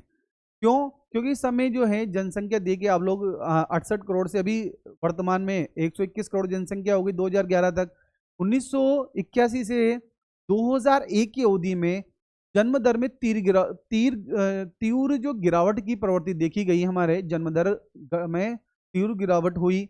यहाँ पर अपन बात करें कि जो 34/1000 1981 के अंतर्गत थी वो घटकर 2001 के अंतर्गत 26/1000 हो गई। देखिए आप लोग 1981 से 2001 की अवधि में जन्म दर में तीव्र गिरावट नजर आई। जो 1981 के अंतर्गत 34/1000 थी वो घटकर 2001 में 26/1000 हो गई। तो जन्म दर में तीव्र गिरावट नजर आई अपने, और मृत्यु दर में गिरावट की प्रवृत्ति पूर्वतः पहले जैसी बनी रही। 2001 की जनगणना में कुल मृत्यु दर जो है वह 8.7/1000 थी। तो इस समय बात करते हैं तो घटते वृद्धि काल का जो समय है 1981 से 2011 का जो समय है वो घटते वृद्धि काल का समय रहा है। जन्म दर में गिरावट के प्रमुख कारणों में बात करें, परिवार नियोजन है और लोगों का छोटे परिवार के प्रति बढ़ता रुझान, हम दो हमारे दो, छोटा परिवार सुखी परिवार, और बाल विवाह की औसत आयु में वृद्धि होना। इस समय जो जागरूकता संबंधी जो कार्यक्रम है वो ज़्यादा चलाए गए, लोगों को परिवार नियोजन की शिक्षा दी गई, छोटे परिवार के लाभ बताए गए और लोगों में धारणा रही कि हम दो हमारे दो, छोटा परिवार सुखी परिवार। इस वजह से 1981 से 2011 वाला जो समय है इसके अंतर्गत जनसंख्या वृद्धि दर जो है घटते क्रम में रही है। इस वजह से इस समय को हम घटते वृद्धि काल के रूप में चिन्हित करते हैं। इसके बाद आता है देखो जनसंख्या विस्फोट। जनसंख्या विस्फोट किसे कहते हैं? मतलब जनसंख्या में तीव्र गति से होने वाली जो वृद्धि है उसे ही हम जनसंख्या विस्फोट कहेंगे। भारतीय जनसंख्या में तीव्र गति से वृद्धि हो रही है, लेकिन सिर्फ 1911 से 1921 वाला जो समय था उसके अंदर जनसंख्या में कमी रही है। 1991 से 2011 के बीच 3 दशक की जो अवधि है उसके अंतर्गत देखिए आप लोग 51.69 करोड़ की वृद्धि हुई है, जो अपनी वर्तमान जनसंख्या का 43% से भी अधिक है। ये जनसंख्या विश्व की कुल जनसंख्या का लगभग 7.4% है और विश्व का जो प्रत्येक जो छठा व्यक्ति है वो भारतीय हैं। अगर हम विश्व के बारे में बात करें कि विश्व में अगर छठे व्यक्ति के बारे में बात करें तो वो छठा व्यक्ति भारतीय ही है। मतलब यहाँ पर जनसंख्या में बहुत तीव्र गति से विकास हुआ है, तीव्र गति से जनसंख्या बढ़ी है, उसे हम जनसंख्या विस्फोट के रूप में जानते हैं। अब बात करते हैं देखिए कि सर्वाधिक दशकीय जनसंख्या वृद्धि दर वाले राज्य। हमारे भारत की जो दशकीय वृद्धि दर है वो 17.7% हमने बात करी। सर्वाधिक दशकीय जनसंख्या वृद्धि दर वाले जो राज्य हैं उसके बारे में बात करेंगे। न्यूनतम दशकीय जनसंख्या वृद्धि दर वाले राज्य के बारे में बात करेंगे, उसके बाद यूटी के बारे में बात करेंगे। तो सर्वाधिक दशकीय जनसंख्या वृद्धि दर वाले जो राज्य हैं उसमें सबसे पहले आता है मेघालय आता है, उसके बाद अरुणाचल प्रदेश आता है, फिर उसके बाद आता है बिहार आता है, जहां पर सर्वाधिक दशकीय जनसंख्या वृद्धि हुई है। और न्यूनतम अगर दशकीय जनसंख्या वृद्धि दर वाले राज्यों के बारे में बात करूं मैं, तो नागालैंड है, केरल है, गोवा है, ये ऐसे क्षेत्र हैं, ऐसे राज्य रहे हैं जहाँ न्यूनतम दशकीय जनसंख्या वृद्धि दर रही है। यूटी के बारे में बात करूं मैं कि सर्वाधिक दशकीय जनसंख्या वृद्धि दर वाला जो यूटी है वो है दादर नगर हवेली है, दमन दीव है और बिहार, ऐसे यूटी हैं जहां पर सर्वाधिक दशकीय जनसंख्या वृद्धि हुई है। और अगर न्यूनतम दशकीय जनसंख्या वृद्धि वाले यूटी के बारे में बात करूं तो लक्षद्वीप है, अंडमान निकोबार है और चंडीगढ़ है। ये जो डाटा है साथियों, ये तो आपको याद करने ही पड़ेंगे कि सर्वाधिक दशकीय वृद्धि दर वाले राज्य कौन है। सबसे पहले बात करूंगा मेघालय के बारे में बात करूंगा, एक एक दो दो राज्य तो आपको याद होने ही चाहिए। सर्वाधिक दशकीय वृद्धि दर वाला राज्य बताइए साथियों, मेघालय है, उसके बाद अरुणाचल प्रदेश है, अरुणाचल प्रदेश उसके बाद बिहार है। देखिए आप लोग, सर्वाधिक दशकीय वृद्धि दर वाला मेघालय है, अरुणाचल प्रदेश है और बिहार है। ये डाटा आपको याद रहे हैं तो ठीक है, लेकिन राज्यों का नाम तो आपको याद रखना ही पड़ेगा कि सर्वाधिक दशकीय जनसंख्या वृद्धि दर वाला राज्य मेघालय है, मेघालय अरुणाचल प्रदेश है, अरुणाचल के बाद बिहार है। अगर न्यूनतम की बात करूं मैं कि न्यूनतम दशकीय वृद्धि जनसंख्या वृद्धि दर वाले राज्य में सबसे पहले नागालैंड है, केरल है और गोवा है। वापस रिपीट करेंगे, नागालैंड, केरल और गोवा जो है न्यूनतम दशकीय जनसंख्या वृद्धि दर वाले राज्य हैं। तो राज्यों में सबसे ज्यादा मेघालय में और सबसे कम नागालैंड में, सबसे ज्यादा मेघालय में, उस सबसे कम नागालैंड में जनसंख्या वृद्धि हुई है। अब यूटी के बारे में बात करें, सबसे ज्यादा दशकीय जनसंख्या वृद्धि वाला यूटी है दादर नगर हवेली, दादर नगर हवेली, उसके बाद दमन द्वीप, उसके बाद आता है बिहार। दादर नगर हवेली, दादर नगर हवेली, दमन द्वीप और बिहार जो हैं सर्वाधिक दशकीय जनसंख्या वृद्धि दर वाले यूटी हैं। यहाँ बिहार गलती से हो गया, तो आप याद रख लीजिएगा आप लोग, दादर नगर हवेली और जो दमन दीव हैं वो सर्वाधिक दशकीय जनसंख्या वृद्धि दर वाले यूटी हैं। यूटी में बात करूं मैं तो सबसे ज्यादा आप याद रखें दादर नगर हवेली और दमन दीव हैं, वो सबसे ज्यादा दशकीय वृद्धि दर वाले केंद्र शासित प्रदेश हैं। यहाँ पर बिहार गलती से प्रिंट हो गया। उसके बाद देखिए आप लोग, न्यूनतम दशकीय जनसंख्या वृद्धि दर वाले में यूटी के बारे में बात करें, लक्षद्वीप है, अंडमान निकोबार है और चंडीगढ़ है। हमने यहाँ पर एक तुलनात्मक अध्ययन किया है कि जनसंख्या वृद्धि दर वाले राज्य में सर्वाधिक मेघालय है, अरुणाचल प्रदेश है, बिहार है। न्यूनतम दशकीय जनसंख्या वृद्धि वाले राज्यों में नागालैंड है, केरल है और गोवा है। और यूटी में सबसे ज्यादा दादर नगर हवेली, दमन दीव और न्यूनतम यूटी में लक्षद्वीप और अंडमान निकोबार हैं, जहां दशकीय जनसंख्या वृद्धि दर न्यूनतम रही है। उसके बाद देखिए आप लोग, दशकीय वृद्धि दर का स्थानिक प्रतिरूप। स्थानिक प्रतिरूप मतलब तीव्र जनसंख्या वृद्धि दर वाला क्षेत्र कौन सा रहा है, मध्यम जनसंख्या वृद्धि दर वाला क्षेत्र कौन सा रहा है और कम जनसंख्या वृद्धि वाला क्षेत्र कौन सा रहा है, उसके बारे में यहाँ बात करेंगे कि दशकीय वृद्धि दर का स्थानिक प्रतिरूप क्या रहा है। कि जैसे तीव्र जनसंख्या वृद्धि दर वाले के बारे में बात करूं कि भारत में इस अवधि में 30% से ज्यादा अधिक जनसंख्या वृद्धि के जो राज्य हैं वो इसके रूप में आते हैं। जैसे केंद्र शासित प्रदेश हमारा जो दादर नगर हवेली है, दमन दीव है, वो इसके अंतर्गत आते हैं। 30% से अधिक जनसंख्या वृद्धि के राज्यों के अंतर्गत मुख्य रूप से केंद्र शासित प्रदेश दादर नगर हवेली और दमन दीव आते हैं। मध्यम जनसंख्या वृद्धि दर जहां पर 20 से 30% दशकीय वृद्धि दर रही है, जैसे अपन बिहार के बारे में बात करें, जम्मू कश्मीर है, झारखंड है, मध्य प्रदेश है, मेघालय, हमारा जो राजस्थान है, ये मध्यम जनसंख्या वृद्धि वाले क्षेत्र के अंदर आता है। कम जनसंख्या वृद्धि दर वाले राज्य में जहां पर दशकीय वृद्धि दर जो है वो 20% से कम रही है, जैसे आंध्र प्रदेश है, असम है, गोवा है, गुजरात, हरियाणा, हिमाचल प्रदेश, कर्नाटक, केरल, महाराष्ट्र, मणिपुर, नागालैंड, उड़ीसा, पंजाब, सिक्किम, तमिलनाडु। इस प्रकार ये हैं जो क्षेत्र हैं यहाँ पर कम जनसंख्या वृद्धि वाले क्षेत्र रहे हैं। उसके बाद देखिए जनसंख्या वृद्धि के क्या क्या प्रभाव रहे हैं। यहाँ पर हमने दशकीय वृद्धि दर का स्थानिक प्रतिरूप पढ़ा, तीव्र जनसंख्या वृद्धि वाले, मध्यम जनसंख्या वृद्धि दर वाले और कम जनसंख्या वृद्धि दर वाले। इनके एक एक दो उदाहरण आप लोग याद कर लीजिएगा भाई। जहाँ पर तीव्र जनसंख्या वृद्धि दर रही है और 30% से अधिक जनसंख्या वृद्धि दर रही है, जैसे हमारा दादर नगर हवेली है, दमन दीव है। कम मध्यम जनसंख्या वाले में अपन बात करें जहाँ 20 से 30% दशकीय वृद्धि दर रही है, जैसे जम्मू कश्मीर है, बिहार है, झारखंड है, हमारा राजस्थान है, दिल्ली है। कम जनसंख्या वाले में अपन बात कर लें, गोवा है, असम है, हरियाणा है, ये जो क्षेत्र हैं वो एक एक 2 क्षेत्र याद करके अपन इसको कंप्लीट कर सकते हैं। इसके बाद बात करें जनसंख्या वृद्धि के प्रभाव। सबसे पहले देखो आर्थिक प्रभाव। आर्थिक प्रभाव क्या होता है? देखो आर्थिक प्रभाव क्या है आपको पता है, जनसंख्या ज्यादा बढ़ेगी तो बेरोजगारी बढ़ जाएगी, शिक्षा तथा कौशल में कमी आने लग जाएगी, गरीबी बढ़ने लग जाएगी, ऊर्जा की आपूर्ति कम होने लग जाएगी, ऊर्जा संकट बढ़ जाएगा, तो उत्पादकता में कमी आने लग जाएगी, आय की असमानता बढ़ने लग जाएगी। इस प्रकार हमें आर्थिक प्रभाव देखने को मिलेंगे। सामाजिक प्रभाव क्या है? सामाजिक प्रभाव, गांव जो हैं धीरे धीरे खाली होते जाएंगे, गांव से लोग शहरों की ओर आकर्षित हो रहे हैं, शहरों में पलायन कर रहे हैं, जल की समस्या बढ़ रही है, क्योंकि जनसंख्या बढ़ती जाएगी तो पानी की आवश्यकता ज़्यादा होगी, पानी की आवश्यकता को पूर्ति के लिए क्या होंगे, वह डार्क जोन बढ़ते जाएंगे। उसके बाद देखिए समाज में झगड़े बढ़ेंगे, जातिवाद, धर्मवाद, क्षेत्रवाद को प्रोत्साहन मिलेगा, अपराध बढ़ने लग जाएंगे, चोरी चकारी बढ़ने लग जाएगी, क्योंकि लोगों को रोजगार नहीं मिल पाएगा। ठीक है। उसके बाद देखो पर्यावरण प्रभाव भी बढ़ेगा, प्राकृतिक जो संपदा जो है उसको असंतुलन उत्पन्न हो जाएगा, पर्यावरण में असंतुलन की स्थिति उत्पन्न हो जाएगी, ग्लोबल वार्मिंग होने लग जाएगी, सूखा बाढ़ आने लग जाएगा।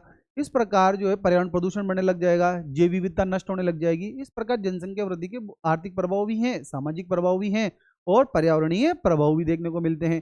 प्रशासनिक प्रभाव, जनसंख्या ज़्यादा बढ़ जाएगी तो सरकार जो है विकास कार्यों में जो पैसा खर्च करेगी वो दिखाई नहीं देगा।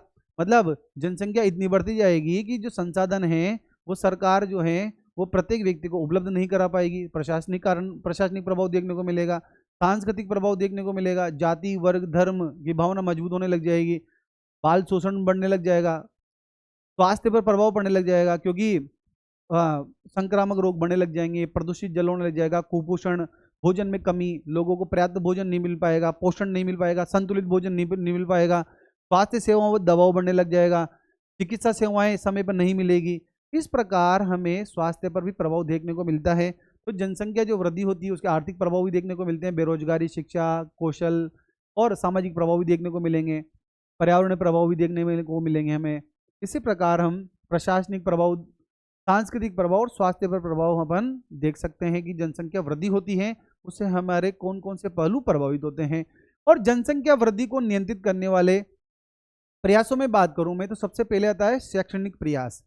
देखिए शिक्षा का जो उपागम है उसके द्वारा हम जनसंख्या वृद्धि को नियंत्रित करने में सफलता की ओर बढ़ रहे हैं, क्योंकि शिक्षा के द्वारा ही हम मुख्यतः महिलाओं को जो शिक्षित किया जा रहा है उस पर अपन जो महिलाएं जो शिक्षित होगी तो वो परिवार जो है वो शिक्षित परिवार होगा।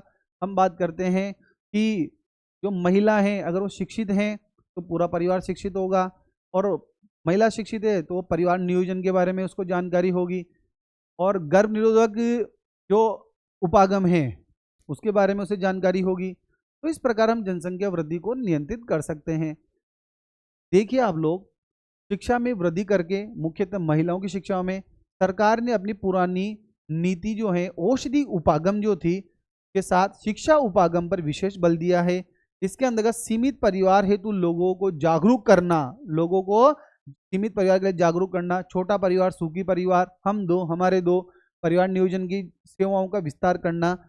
इस प्रकार जो शैक्षणिक प्रयास है उससे जनसंख्या वृद्धि को नियंत्रित किया जा सकता है।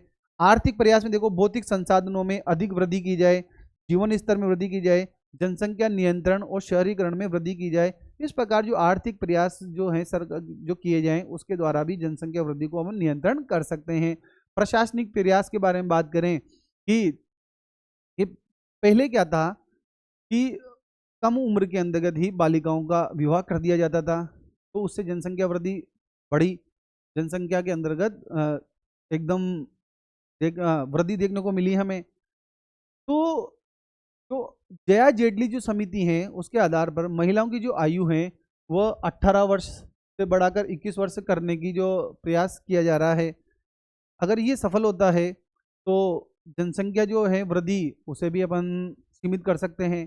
कानूनी प्रयास है, जैसे 27 नवंबर 1995 के बाद यदि 2 से ज़्यादा संतान होती हैं तो उसे सरकारी सेवा के लिए अयोग्य घोषित किया जाता है, क्योंकि जो भी सरकारी व्यक्ति होता है उसके 2 से ज़्यादा संतान नहीं होनी चाहिए। ये भी एक अच्छा प्रयास है सरकार का, तो कानूनी प्रयास है। सामाजिक सुरक्षा, वृद्धावस्था के सहारे के रूप में कई सरकारी योजनाएं हैं, कानून है, पेंशन जो है उनको प्रभावी किया गया है।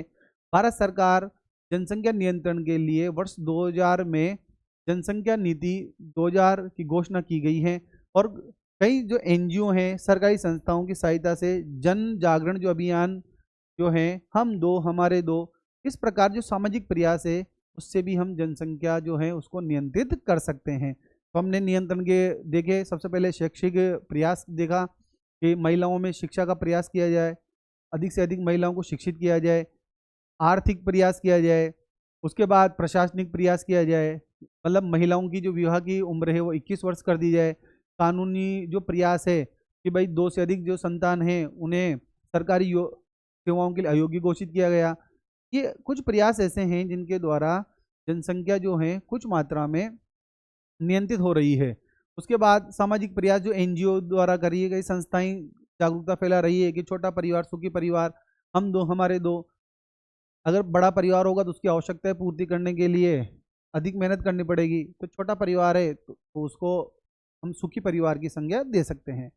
आगे देखिए आप लोग, भारत की जनसंख्या नीति 2000 में बनी। 15 फरवरी 2000 के अंतर्गत भारत में जनसंख्या नीति आई। तो ये भारत सरकार के द्वारा घोषित दूसरी जनसंख्या नीति थी, क्योंकि देश की पहली जो जनसंख्या नीति है वो 1976 में घोषित की गई थी। भारत में देश की जो पहली जो जनसंख्या नीति थी वो 1976 में घोषित की गई और जो अभी दूसरी जो जनसंख्या नीति है वो 15 फरवरी 2000 को घोषित की गई है। और आप लोगों को जानकारी होगी कि ये जो नीति है डॉक्टर स्वामीनाथन की जो अध्यक्षता में जो समिति बनी थी और 1993 में जो समिति है बनी है उसकी अनुशंसाओं के आधार पर निर्मित की गई है। जो भारतीय जनसंख्या नीति है वो डॉक्टर स्वामीनाथन की जो अध्यक्षता में वर्ष 1993 में गठित जो समिति थी उसकी अनुशंसाओं के आधार पर ये जनसंख्या नीति बनी है। इसे क्रियान्वित करने के लिए प्रधानमंत्री की जो मोदी की अध्यक्षता में राष्ट्रीय जनसंख्या आयोग का गठन किया गया है। ध्यान रखिएगा आप लोग, राष्ट्रीय जनसंख्या जो आयोग होता है उसका जो अध्यक्ष होता है वो प्रधानमंत्री होता है और इस आयोग राष्ट्रीय जनसंख्या आयोग जो है उसका उपाध्यक्ष जो होता है केंद्रीय स्वास्थ्य एवं परिवार कल्याण मंत्री होता है। अब इस जनसंख्या नीति में देखिए आप लोग, परिवार स्वास्थ्य के बारे में बात की गई, परिवार नियोजन के बारे में बात की गई, नारी शिक्षा के बारे में बात की गई, प्रौढ़ शिक्षा के बारे में बात की गई, जैसे विषयों को परस्पर संबंधित मानकर संसाधन तलाशने का प्रयास किया गया कि भाई परिवार नियोजन, नारी शिक्षा, प्रौढ़ शिक्षा, मतलब इनको सबको एक दूसरे से संबंधित कर कर जो जनसंख्या नीति बनाई गई उसके आधार पर भी जनसंख्या को हम नियंत्रित करेंगे। तो इनको संबंधित मानकर संसाधन तलाशने का इस नीति के अंतर्गत प्रयास किया गया। इस नीति के देखो 3 उद्देश्य हैं, जिन्हें अल्पावधि उद्देश्य, मध्य अवधि उद्देश्य और दीर्घावधि लक्ष्य के रूप में अपन चिन्हित करते हैं। तो अल्प अवधि जो है मतलब बुनियादी प्रजनन और बाल स्वास्थ्य सुविधाओं की व्यवस्था करना। इसके अंतर्गत जो अल्पावधि जो लक्ष्य था इसके अंतर्गत बुनियादी प्रजनन और बालक जो स्वास्थ्य जो सुविधाएं हैं, जन्म दर है, मृत्यु दर है, स्वास्थ्य जो सुविधाएं हैं वो किस प्रकार उनकी व्यवस्था की जाए, उनमें किस प्रकार सुधार किया जाए। तो अल्पावधि जो लक्ष्य था उसके अंदर बुनियादी प्रजनन और बाल स्वास्थ्य सुविधाओं की व्यवस्था की गई। मध्यावधि जो लक्ष्य था इसका कि 2010 तक कुल प्रजनन जो दर है उसे 2.1 तक सीमित करना है। वापस बता रहा हूं मैं आपको कि मध्यावधि जो लक्ष्य था इसका कि वर्ष 2010 तक कुल प्रजनन जो दर है उसे 2.1 तक क्या करना है, सीमित करना है। और मध्यावधि जो लक्ष्य है उसके अंतर्गत 6 से 14 वर्ष के बालकों को प्रारंभिक शिक्षा की व्यवस्था की जाएगी, उनके लिए पोषण की व्यवस्था की जाएगी। ये उस समय की इस शिक्षा नीति के मध्यावधि लक्ष्य रखे गए। दीर्घावधि लक्ष्य में 2045 तक इतनी मात्रा में जनसंख्या वृद्धि को स्थिर कर देना जिससे प्रत्येक व्यक्ति जो है गरिमापूर्ण जीवन जी सकें। मतलब 2045 तक जनसंख्या वृद्धि को इस स्तर तक हमें स्थिर कर देना है कि प्रत्येक व्यक्ति को संसाधन उपलब्ध हो सके, प्रत्येक व्यक्ति जो है गरिमापूर्ण जीवन जी सकें।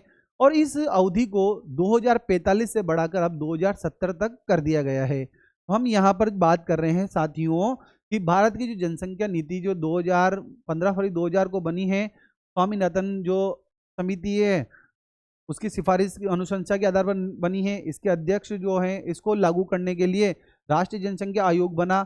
इनकी आयोग के अध्यक्ष प्रधानमंत्री जी होते हैं, उपाध्यक्ष केंद्रीय स्वास्थ्य एवं परिवार कल्याण मंत्री होते हैं। तो इस नीति में परिवार नियोजन, प्रौढ़ शिक्षा, नारी शिक्षा के बारे में बात की गई और इसमें 3 लक्ष्य निर्धारित किए गए अल्पावधि में, जिसमें बुनियादी प्रजनन, बाल स्वास्थ्य की बात की गई। मध्य अवधि में जो प्रजनन दर है उसे 2.1 तक सीमित करने की बात की गई। दीर्घावधि जो लक्ष्य था, इसमें बताया गया कि 2045 तक भारत की जो जनसंख्या वृद्धि है उसको स्थिर कर देना, ताकि प्रत्येक व्यक्ति को संसाधन उपलब्ध हो सकें, प्रत्येक व्यक्ति गरिमापूर्ण जीवन जी सके। लेकिन इस समय अवधि को अब 2070 तक बढ़ा दिया गया है। अब आता है, देखो अगला जो बात करेंगे, जनसंख्या स्थिरीकरण। जनसंख्या स्थिरीकरण का मतलब क्या है? मतलब जनसंख्या में कोई परिवर्तन नहीं होता है, मतलब जनसंख्या में कोई परिवर्तन नहीं हो रहा है, ना तो बढ़ रही न घट रही है। इसे हम शून्य जनसंख्या वृद्धि स्तर भी कहते हैं। और भारत में जनसंख्या का स्तर उस समय स्तर माना जाएगा, कब स्थिर माना जाएगा? देखिए आप लोग, जब देश में जन्म लेने वाले बच्चे और बाहर से आने वालों की जो संख्या है, देश में जन्म लेने वाले बच्चे और बाहर से आने वालों की संख्या, देश में मरने वाले और देश से बाहर जाने वालों की संख्या अगर बराबर हो जाए तो इसे ही हम जनसंख्या का स्थिरीकरण कहेंगे। तो देखिए, जनसंख्या में कोई परिवर्तन नहीं होता इस समय, इसलिए इसे शून्य जनसंख्या वृद्धि स्तर भी कहते हैं। भारत में जनसंख्या का स्तर उस समय स्थिर माना जाएगा जब देश में जन्मे बच्चे और बाहर से आने वालों की संख्या देश में मरने वाले तथा देश से बाहर जाने वालों की संख्या के बराबर हो जाए, तो उस स्थिति को ही हम जनसंख्या स्थिरीकरण कहेंगे। इसके बाद आता है, देखो जनसंख्या घनत्व। जनसंख्या घनत्व का तात्पर्य क्या है कि 1 वर्ग किलोमीटर क्षेत्र के अंतर्गत कितने व्यक्ति निवास कर रहे हैं, उसे हम साधारण भाषा में जनसंख्या घनत्व कहेंगे। कि किसी भी प्रदेश में 1 वर्ग किलोमीटर क्षेत्र में निर्धारित समय के अंतर्गत रहने वाले लोगों की जो संख्या है उसे जनसंख्या घनत्व कहते हैं। जनसंख्या जो घनत्व होता है उसे इकाई क्षेत्र में व्यक्तियों की संख्या के रूप में व्यक्त किया जाता है। जनगणना 2011 के अनुसार भारत का औसत जनसंख्या जो घनत्व है वह 382 व्यक्ति प्रति वर्ग किलोमीटर है। इंपॉर्टेंट है कि 2011 की जनगणना के अनुसार भारत का औसत जनसंख्या घनत्व कितना है? 382 व्यक्ति प्रति वर्ग किलोमीटर। मतलब 382 व्यक्ति हैं वह 1 वर्ग किलोमीटर एरिया के अंतर्गत निवास करते हैं। विगत 50 जो वर्षों में 200 व्यक्ति प्रति वर्ग किलोमीटर से अधिक की उत्तरोत्तर जनसंख्या घनत्व में वृद्धि दर्ज की गई है। देखिए आप लोग कि कुल जनसंख्या और कुल भौगोलिक क्षेत्र के अनुपात को ही हम जनसंख्या का गणितीय घनत्व कहा जाता है। जैसे अपन बात करें कि गणित में जब फॉर्मूला लिखते हैं अपन, तो प्रदेश में कुल कितनी जनसंख्या है और प्रदेश का कुल क्षेत्रफल कितना है, उसे ही अपन क्या बोलेंगे? गणितीय घनत्व बोलेंगे, जनसंख्या का घनत्व। जनसंख्या वृद्धि के साथ ही जनसंख्या घनत्व में भी सापेक्षिक वृद्धि होती है। जैसे जनसंख्या वृद्धि बढ़ती जा रही है तो जनसंख्या घनत्व भी बढ़ता जा रहा है। जनसंख्या घनत्व किसी देश या क्षेत्र विशेष में जनसंख्या के संकेंद्रण को दर्शाता है। भाई इस क्षेत्र में जनसंख्या ज्यादा निवास कर रही है। सर्वाधिक दशक की जनसंख्या वृद्धि दर हमारे 1961 से 71 के दशक में हुई थी और ये 24.6% थी। याद रखने वाली बात है कि सबसे ज्यादा 10 की जनसंख्या घनत्व में जो वृद्धि दर है वो 24.6 हुई थी, वो 1961 से 71 के दशक में हुई थी। और 2001 से 2011 के दशक में जनघनत्व में 57 व्यक्ति प्रति वर्ग किलोमीटर की वृद्धि दर्ज की गई है। तो यहाँ पर जो इम्पोर्टेंट बात है वो सबसे ज़्यादा इम्पोर्टेंट ये है कि जनसंख्या घनत्व किसे कहते हैं कि 1 किलोमीटर का जो एरिया है उसमें निर्धारित समय में कितने लोग निवास कर रहे हैं उसे जनसंख्या घनत्व कहेंगे। जनसंख्या घनत्व कैसे निकाला जाता है? प्रदेश की जनसंख्या कुल जनसंख्या में प्रदेश के कुल क्षेत्रफल का भाग दे दें तो जनसंख्या घनत्व निकाल देंगे हम। और 2011 के आधार पर भारत की जनसंख्या का जो घनत्व है वो 382 व्यक्ति प्रति वर्ग किलोमीटर है। राजस्थान की बात करते हैं तो राजस्थान में 200 व्यक्ति प्रति वर्ग किलोमीटर राजस्थान का जनसंख्या घनत्व है। उसके बारे में बात करते हैं। देखो सबसे ज़्यादा जनसंख्या घनत्व किस राज्य का होगा, सबसे कम वाले कौन से होंगे, कौन सा यूटी होगा जिसमें सबसे ज़्यादा जनसंख्या घनत्व होगा, कौन सा यूटी होगा जिसमें सबसे कम होगा। सबसे ज़्यादा जनसंख्या घनत्व वाले राज्य के बारे में बात करता हूँ तो सबसे ज़्यादा जनसंख्या घनत्व है बिहार का, और न्यूनतम जनसंख्या घनत्व वाले के राज्य के बारे में बात करता हूँ तो वह है अरुणाचल प्रदेश। बिहार के अंतर्गत 1102 व्यक्ति प्रति वर्ग किलोमीटर के अंदर निवास करते हैं, वहीं अरुणाचल प्रदेश के अंदर 17 व्यक्ति प्रति वर्ग किलोमीटर में निवास करते हैं। यूटी के बारे में बात करूं मैं, सबसे ज्यादा जनसंख्या घनत्व यूटी में दिल्ली के अंतर्गत है, जहां पर लमसम 11,300 लोग जो हैं वह 1 वर्ग किलोमीटर क्षेत्र में निवास करते हैं।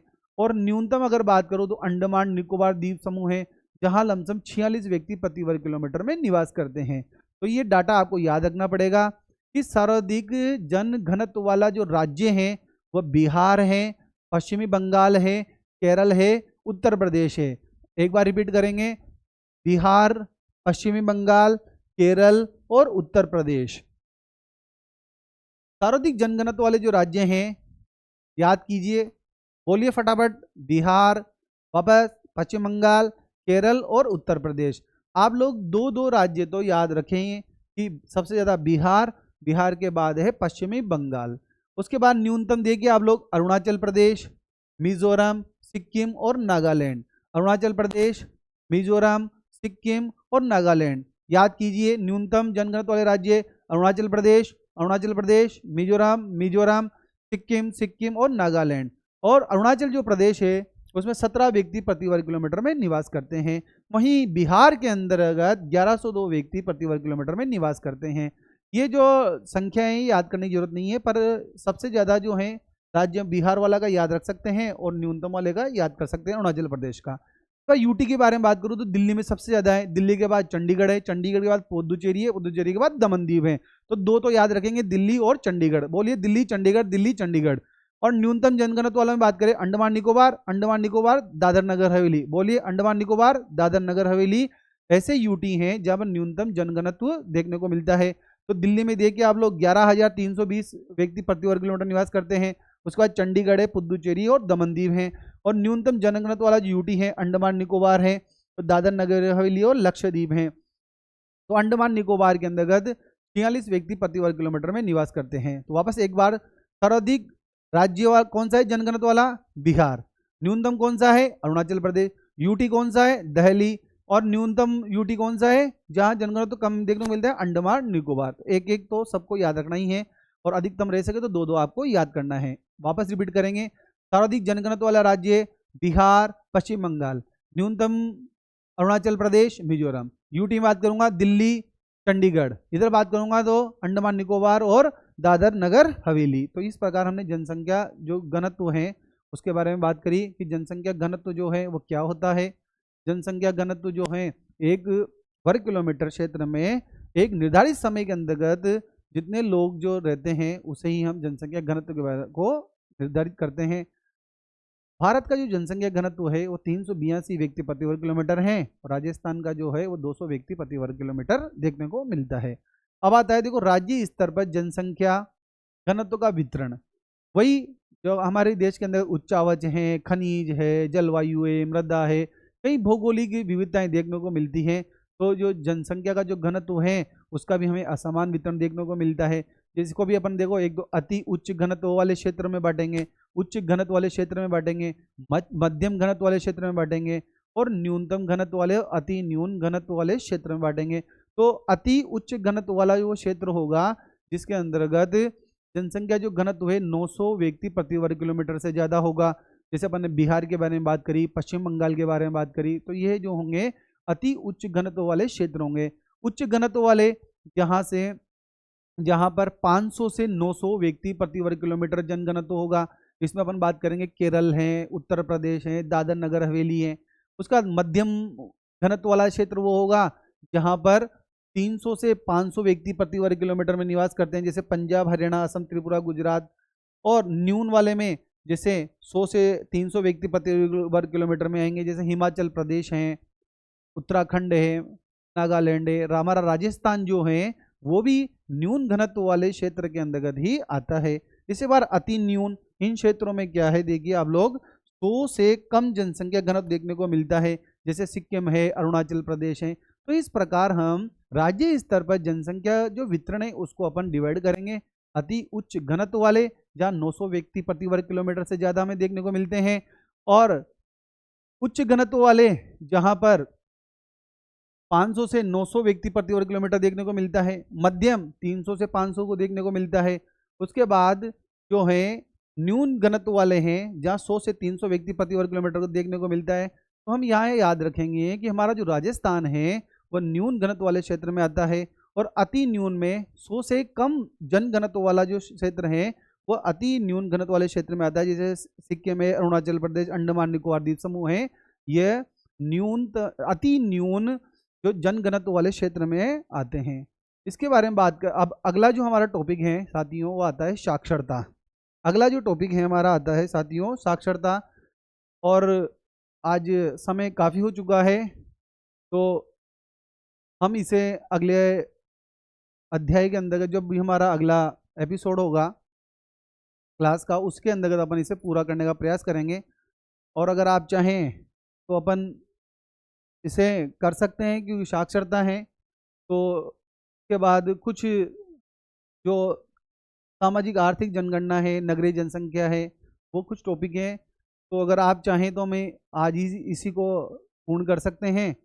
तो आप लोगों का उत्साह अगर साथ हैं तो मेरा भी उत्साह आप लोगों के साथ है, और आप लोग चाहें तो हम इसे आज पूरा कर सकते हैं। तो मेरा मन तो यही कह रहा है कि आज ही अपन इसको समाप्त कर दें ताकि आप लोगों को पढ़ने में सहूलियत रहे। तो देखिए अब साक्षरता के बारे में बात करें। साक्षरता जो है, साक्षरता क्या है?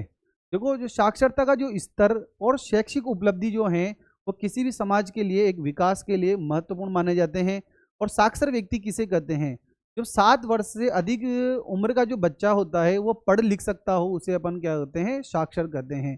तो साक्षरता के बारे में बात करें कि साक्षरता का जो स्तर है और शैक्षिक उपलब्धि है वो किसी भी समाज में विकास के महत्वपूर्ण संकेतक हैं। और 7 वर्ष से अधिक उम्र का जो बच्चा है वो पढ़ लिख सकता है, उसे अपन साक्षर कहते हैं। 1961 की तुलना में 2011 में कुल साक्षरता में 3 गुनी वृद्धि हुई है। अपन बात करते हैं 61 से 2011 के, तो उसमें कुल साक्षरता में 3 गुनी वृद्धि हुई है। जैसे हम बात करें पुरुष साक्षरता जो है 40.40% से बढ़कर 82.14%, और महिला जो साक्षरता है वो 15.35 से बढ़कर 65.46, लगभग 4 गुना हो गई है। तो इससे हमें पता लग रहा है कि पुरुषों की तुलना में महिला साक्षरता अधिक हुई है। ये जो डाटा जो कह रहा है कि पुरुषों की जो साक्षरता है वो 40.40 से बढ़कर 82.14, और महिला जो साक्षरता है 15 से बढ़कर जो है 65% के लगभग बढ़ी है। लगभग 4 गुना जो है वो महिला साक्षरता बढ़ी है। तो इस डाटा से हमें पता लग रहा है कि देश में पुरुषों की साक्षरता की अपेक्षा महिलाओं की साक्षरता में तीव्र गति से वृद्धि हुई है। और सन 1981 के बाद 1981 के बाद साक्षरता की वृद्धि की गति और तेज हो गई है, क्योंकि महिला साक्षरता में तीव्र वृद्धि हुई है, सामाजिक जागरूकता है, सरकार प्रोत्साहन मिल रहा है, लैंगिक विविधीकरण, जो स्त्री और पुरुष का जो विभेद है वो भी कम हो गया है। इस वजह से साक्षरता जो है 1981 के बाद हमें साक्षरता में वृद्धि देखने को ही मिल रही है। इसके बाद अपन बात करते हैं, देखो कि भारत की साक्षरता दर में सतत रूप से वृद्धि देखने को मिल रही है हमें, कि 1951 में देखो भारत की जो साक्षरता जो दर है 18.33% थी। जब 1951 की बात करता हूं मैं, तो भारत में जो साक्षरता दर थी वो 18.33% थी, जो 2001 में बढ़कर 64.8% हो गई है, और 2011 के अंतर्गत 8.16 से बढ़कर 73% हो गई है। कहने का मतलब ये है कि 1951 से लेकर 2011 तक जो है साक्षरता में सतत वृद्धि देखने को मिल रही है।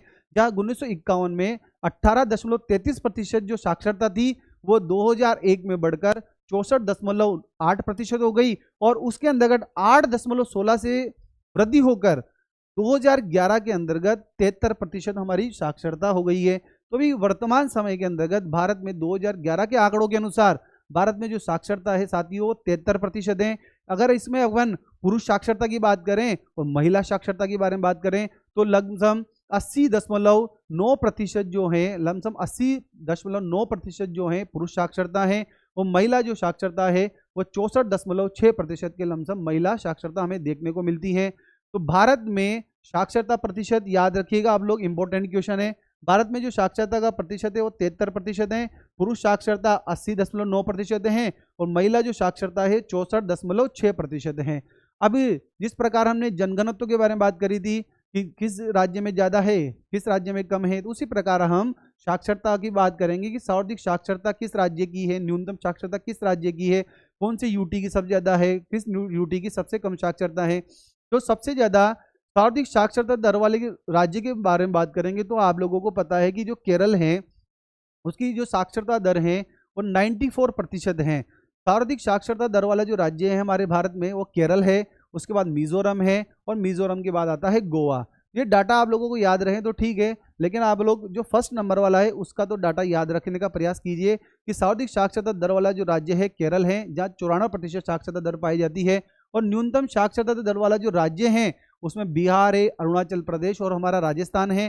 तो बिहार की जो है 61%, अरुणाचल प्रदेश की 65% और राजस्थान की 66.1% साक्षरता है। तो याद रख लीजिएगा आप लोग कि न्यूनतम साक्षरता दर वाला जो राज्य है भारत के अंतर्गत उसमें तीसरा स्थान हमारे राजस्थान का है। तो सबसे ज्यादा साक्षरता वाला राज्य केरल है, न्यूनतम साक्षरता वाला राज्य बिहार है।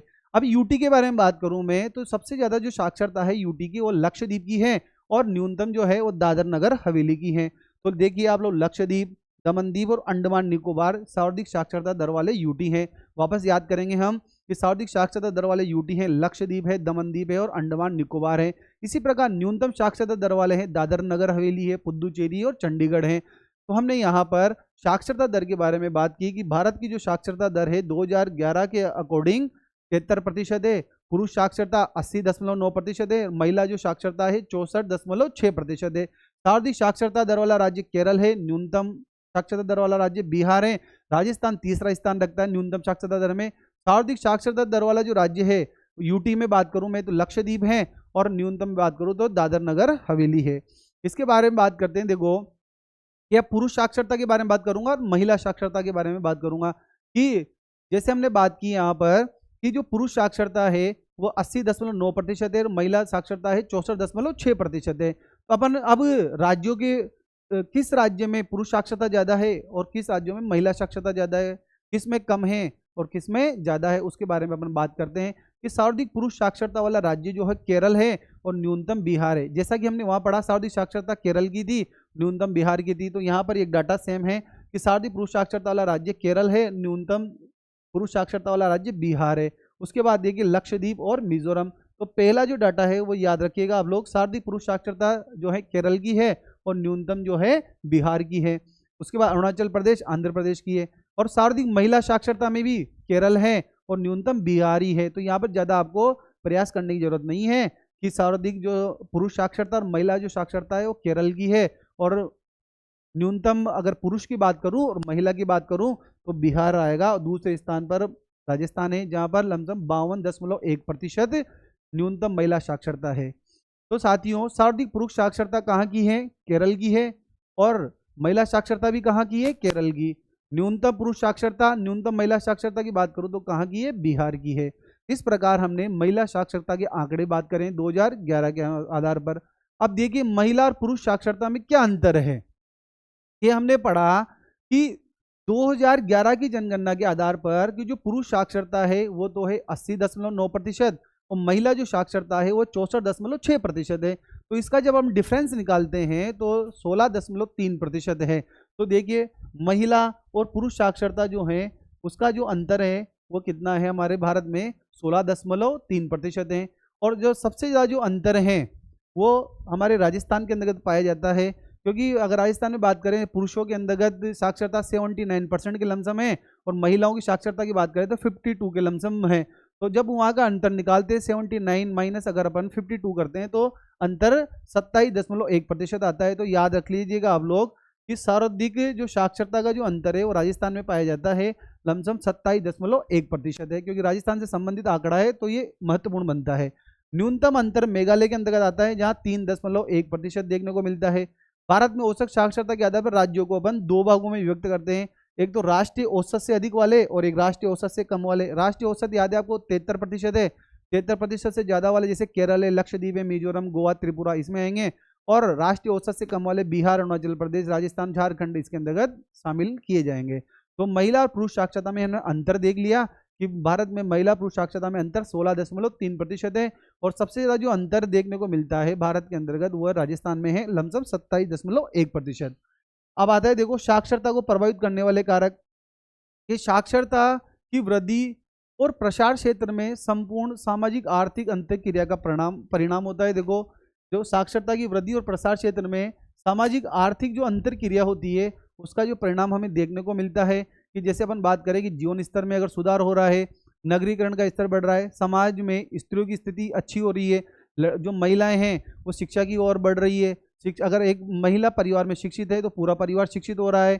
शैक्षणिक सुविधाओं की उपलब्धता मिल रही है लोगों को, यातायात और संचार के साधन बढ़ रहे हैं तो लोगों की पहुंच जो है वो शिक्षा के क्षेत्र तक पहुंच रही है। और जैसे तकनीकी विकास, जैसे ये डिजिटल युग आया, लोग घर बैठे जो है शिक्षा ग्रहण कर रहे हैं। तो इस प्रकार जो प्रयास हैं उसके द्वारा लोग जो हैं अधिक से अधिक शिक्षा की ओर बढ़ रहे हैं, शिक्षा की ओर आकर्षित हो रहे हैं। इस प्रकार अपन ये जो कारक हैं वो साक्षरता को प्रभावित करते हैं। जैसे अर्थव्यवस्था का प्रसार है, जीवन स्तर है, नगरीकरण का स्तर है, समाज में स्त्रियों की स्थिति है, शैक्षणिक सुविधाओं की उपलब्धता है, यातायात संचार के साधन है, डिजिटल युग आ गया, सार्वजनिक नीति है, सरकार भी कई प्रकार की नीतियां बना रही हैं। जैसे जो पिछड़े वर्ग के लिए जो आरटी के अंतर्गत 25% का रिजर्वेशन बच्चों के लिए रखा गया है, तो उससे लोग जो हैं ज़्यादा से ज़्यादा शिक्षा की ओर बढ़ रहे हैं और लोग जो हैं अधिक से अधिक साक्षर हो रहे हैं।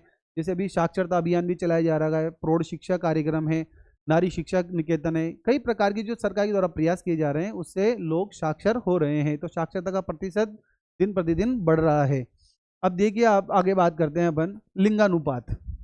लिंगानुपात जो है, लिंगानुपात क्या होता है देखिए आप, देखो लिंगानुपात का सीधा सा अर्थ है कि पुरुषों पर महिलाओं की संख्या। यहाँ पर अपन बात करेंगे कि 1000 जो है पुरुष हैं उस पर महिलाओं की जो संख्या है उसे ही हम लिंगानुपात कहते हैं। और अर्थव्यवस्था और समाज में जो है विकास है, हमारे समाज है, जो हमारा इकोनॉमी है उसके विकास में लिंगानुपात एक महत्वपूर्ण कारक है। भारत में लिंगानुपात की अगर बात करें तो प्रति 1000 पुरुषों पर महिलाओं की जो संख्या होती है उसे ही हम लिंगानुपात कहते हैं।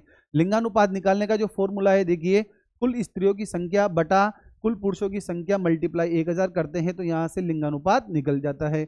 और इम्पोर्टेंट बात याद रख लीजिएगा आप लोग कि 2011 की जनगणना के अनुसार भारत का जो लिंगानुपात है 943 है, जो प्रदर्शित ये कर रहा है कि भारत में पुरुषों की अपेक्षा स्त्रियों की संख्या कम है। कि याद रखिएगा आप लोग, इंपॉर्टेंट क्वेश्चन है, ऑब्जेक्टिव टाइप परीक्षाओं में कई बार पूछा गया है कि भारत का लिंगानुपात कितना है, 943 है। जो देख रहे हो आप लोग 1000 जो है पुरुषों पर महिलाओं की जो संख्या है 943 है, ये बता रहा है कि भारत में पुरुषों की अपेक्षा स्त्रियों की संख्या कम है। और 1901 में हमारा जो लिंगानुपात था वो 972 था, जो आप तुलनात्मक देख सकते हो। 1901 में तो हमारा लिंगानुपात 972 था, लेकिन अभी 943 से 2011 में तो हम देख सकते हैं कि लिंगानुपात कम हुआ है। वर्ष 1991 में अभी तक का सबसे कम लिंगानुपात रहा है वह है 927। जो अगर बात करें अपन वर्ष की तो 1991 में सबसे कम लिंगानुपात रहा है वह है 927। तो यहाँ पर लिंगानुपात के बारे में चर्चा की कि 1000 पुरुषों पर महिलाओं की जो संख्या है उसे हम लिंगानुपात के रूप में दर्शाते हैं। और भारत की जो लिंगानुपात है 2011 की जनगणना के अनुसार वो 943 है। और सबसे कम लिंगानुपात जो रहा है 927 वह 1991 की जनगणना के समय रहा है। अब उसी प्रकार जैसे हमने साक्षरता के बारे में बात करी कि सबसे ज़्यादा साक्षरता वाला राज्य कौन सा है, उसी प्रकार सर्वाधिक लिंगानुपात वाला राज्य कौन सा है, जैसे वही जहाँ पढ़े लिखे लोग होंगे वहाँ पर साक्षरता भी अधिक होगी और लिंगानुपात भी अधिकतम होगा। देखिए आप लोग, लिंगानुपात सबसे ज़्यादा केरल का है, उसके बाद तमिलनाडु का है, आंध्र प्रदेश का है। एक का याद रखना है हमें, 1084 केरल जो है इसका लिंगानुपात सबसे ज़्यादा है। और न्यूनतम लिंगानुपात में बात करूँ मैं, हरियाणा है, जम्मू कश्मीर है, सिक्किम है। हरियाणा का है 879 जो है हरियाणा का लिंगानुपात है। तो सबसे ज़्यादा जो लिंगानुपात है हमारे भारत में वो केरल का है। केरल का जो लिंगानुपात है वो 1084 है और हरियाणा का जो लिंगानुपात है वो 879 है। तो केरल, तमिलनाडु और आंध्र प्रदेश ये सर्वाधिक लिंगानुपात वाले राज्य हैं। हरियाणा, जम्मू कश्मीर और सिक्किम जो हैं वो न्यूनतम लिंगानुपात वाले राज्य हैं। इसी प्रकार यूटी की बात करूँ तो यूटी में पुदुचेरी, लक्षद्वीप और अंडमान निकोबार जो हैं सर्वाधिक लिंगानुपात वाले यूटी हैं। और न्यूनतम लिंगानुपात वाले यूटी के बारे में बात करूँ, दमन दीव है, दादर नगर हवेली और चंडीगढ़ हैं। इस प्रकार देखिए आप लोग कि सबसे ज़्यादा जो लिंगानुपात हैं वो केरल का है, और सबसे कम जो है राज्य में हरियाणा का है। यूटी की अगर बात करें तो पुदुचेरी का है, और सबसे कम जो है वो दमन दीव का है। अब आगे बात करते हैं अपन बाल लिंगानुपात। देखो बाल लिंगानुपात में क्या होता है कि एक जो आयु समूह होता है 0 से 6 वर्ष के जो बालक होते हैं, तो 1000 बालकों के अनुपात में बालिकाओं की जो संख्या का जो अनुपात होता है उसे हम बाल लिंगानुपात कहते हैं। यहाँ पर एक अपन आयु जो समूह है 0 से 6 वर्ष के बारे में बात करेंगे कि 0 से 6 वर्ष के आयु के समूह में प्रति 1000 बालकों के अनुपात में बालिकाओं की संख्या को बाल लिंगानुपात कहा जाता है। बाल लिंगानुपात कहा जाता है। भारत में बाल लिंगानुपात जो है 2011 में 919 है। देखिए साथियों कि भारत में जो बाल लिंगानुपात है वो 2011 में 919 है, और सर्वाधिक जो बाल लिंगानुपात है वो अरुणाचल प्रदेश का है। न्यूनतम बाल लिंगानुपात हरियाणा का है। तो देखिए सर्वाधिक जो बाल लिंगानुपात है वो अरुणाचल प्रदेश, मेघालय, मिजोरम का है, और न्यूनतम बाल लिंगानुपात हरियाणा, पंजाब और जम्मू कश्मीर, राजस्थान का है। राजस्थान का जो बाल लिंगानुपात है वह 888 है। तो बाल लिंगानुपात हम याद रखेंगे कि भारत का जो बाल लिंगानुपात है वो 919 है। ठीक है। इसके बाद अपन बात करें कि लिंगानुपात कम होने के क्या क्या कारण हैं। तो देखो लिंगानुपात कम होने का कारण क्या है? स्त्री मृत्यु दर का अधिक होना, और पुत्र जन्म की लालसा के कारण जो समाज में भ्रूण हत्याएं बढ़ रही हैं वो भी बाल लिंगानुपात कम होने का प्रमुख कारण है। बालिकाओं की अपेक्षा बालकों को प्राथमिकता देना, बाल विवाह के कारण प्रसव काल में मृत्यु हो जाना, इस प्रकार कई जो सामाजिक कारण हैं वह बाल लिंगानुपात जो है उसके कम होने के कारण है भारत के अंतर्गत। अब आता है देखो ग्रामीण और नगरीय जनसंख्या।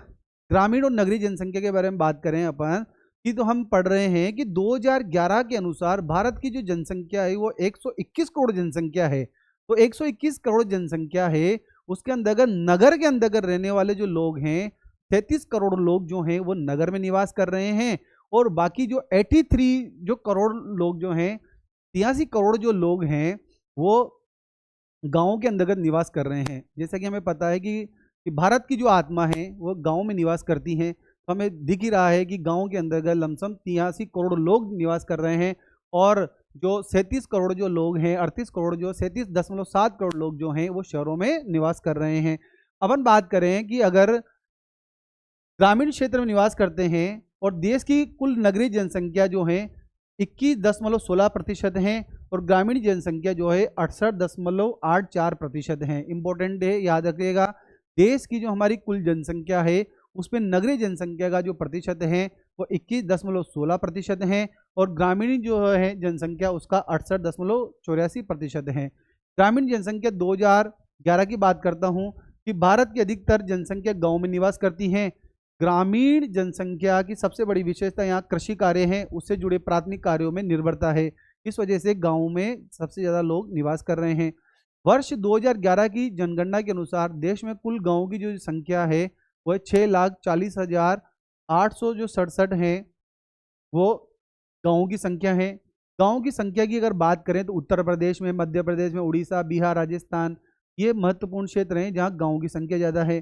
देश में ग्रामीण जनसंख्या का सर्वाधिक जो केंद्रण है, सबसे ज़्यादा जनसंख्या गाँव की देखने को मिलती है। हिमाचल प्रदेश है, बिहार है, असम, उड़ीसा, मेघालय, उत्तर प्रदेश, इन जो क्षेत्रों के अंतर्गत ग्रामीण जनसंख्या का संकेंद्रण हमें देखने को मिलता है। उसी को आप देखिए आप लोग नगरीय जनसंख्या के बारे में बात करूं तो नगरीय जनसंख्या जो है वह 31.1% है। 2011 में भारत में नगरों की जो संख्या है वो 7,935 है, और नगरों की संख्या की दृष्टि से अगर बात करें तो तमिलनाडु, उत्तर प्रदेश, मध्य प्रदेश, महाराष्ट्र, कर्नाटक, गुजरात, राजस्थान राज्य महत्वपूर्ण है कि तमिलनाडु के अंतर्गत 721 नगर हैं। उसी प्रकार 2011 की जनसंख्या की अगर संरचना में नगरीय जनसंख्या का उच्च प्रतिशत जहां पर दर्ज किया गया है मिजोरम है, और न्यूनतम प्रतिशत जो है वो हिमाचल प्रदेश है। मतलब इन क्षेत्रों में नगरीय जनसंख्या में वृद्धि हुई है मिजोरम, और न्यूनतम वृद्धि हुई हिमाचल प्रदेश में।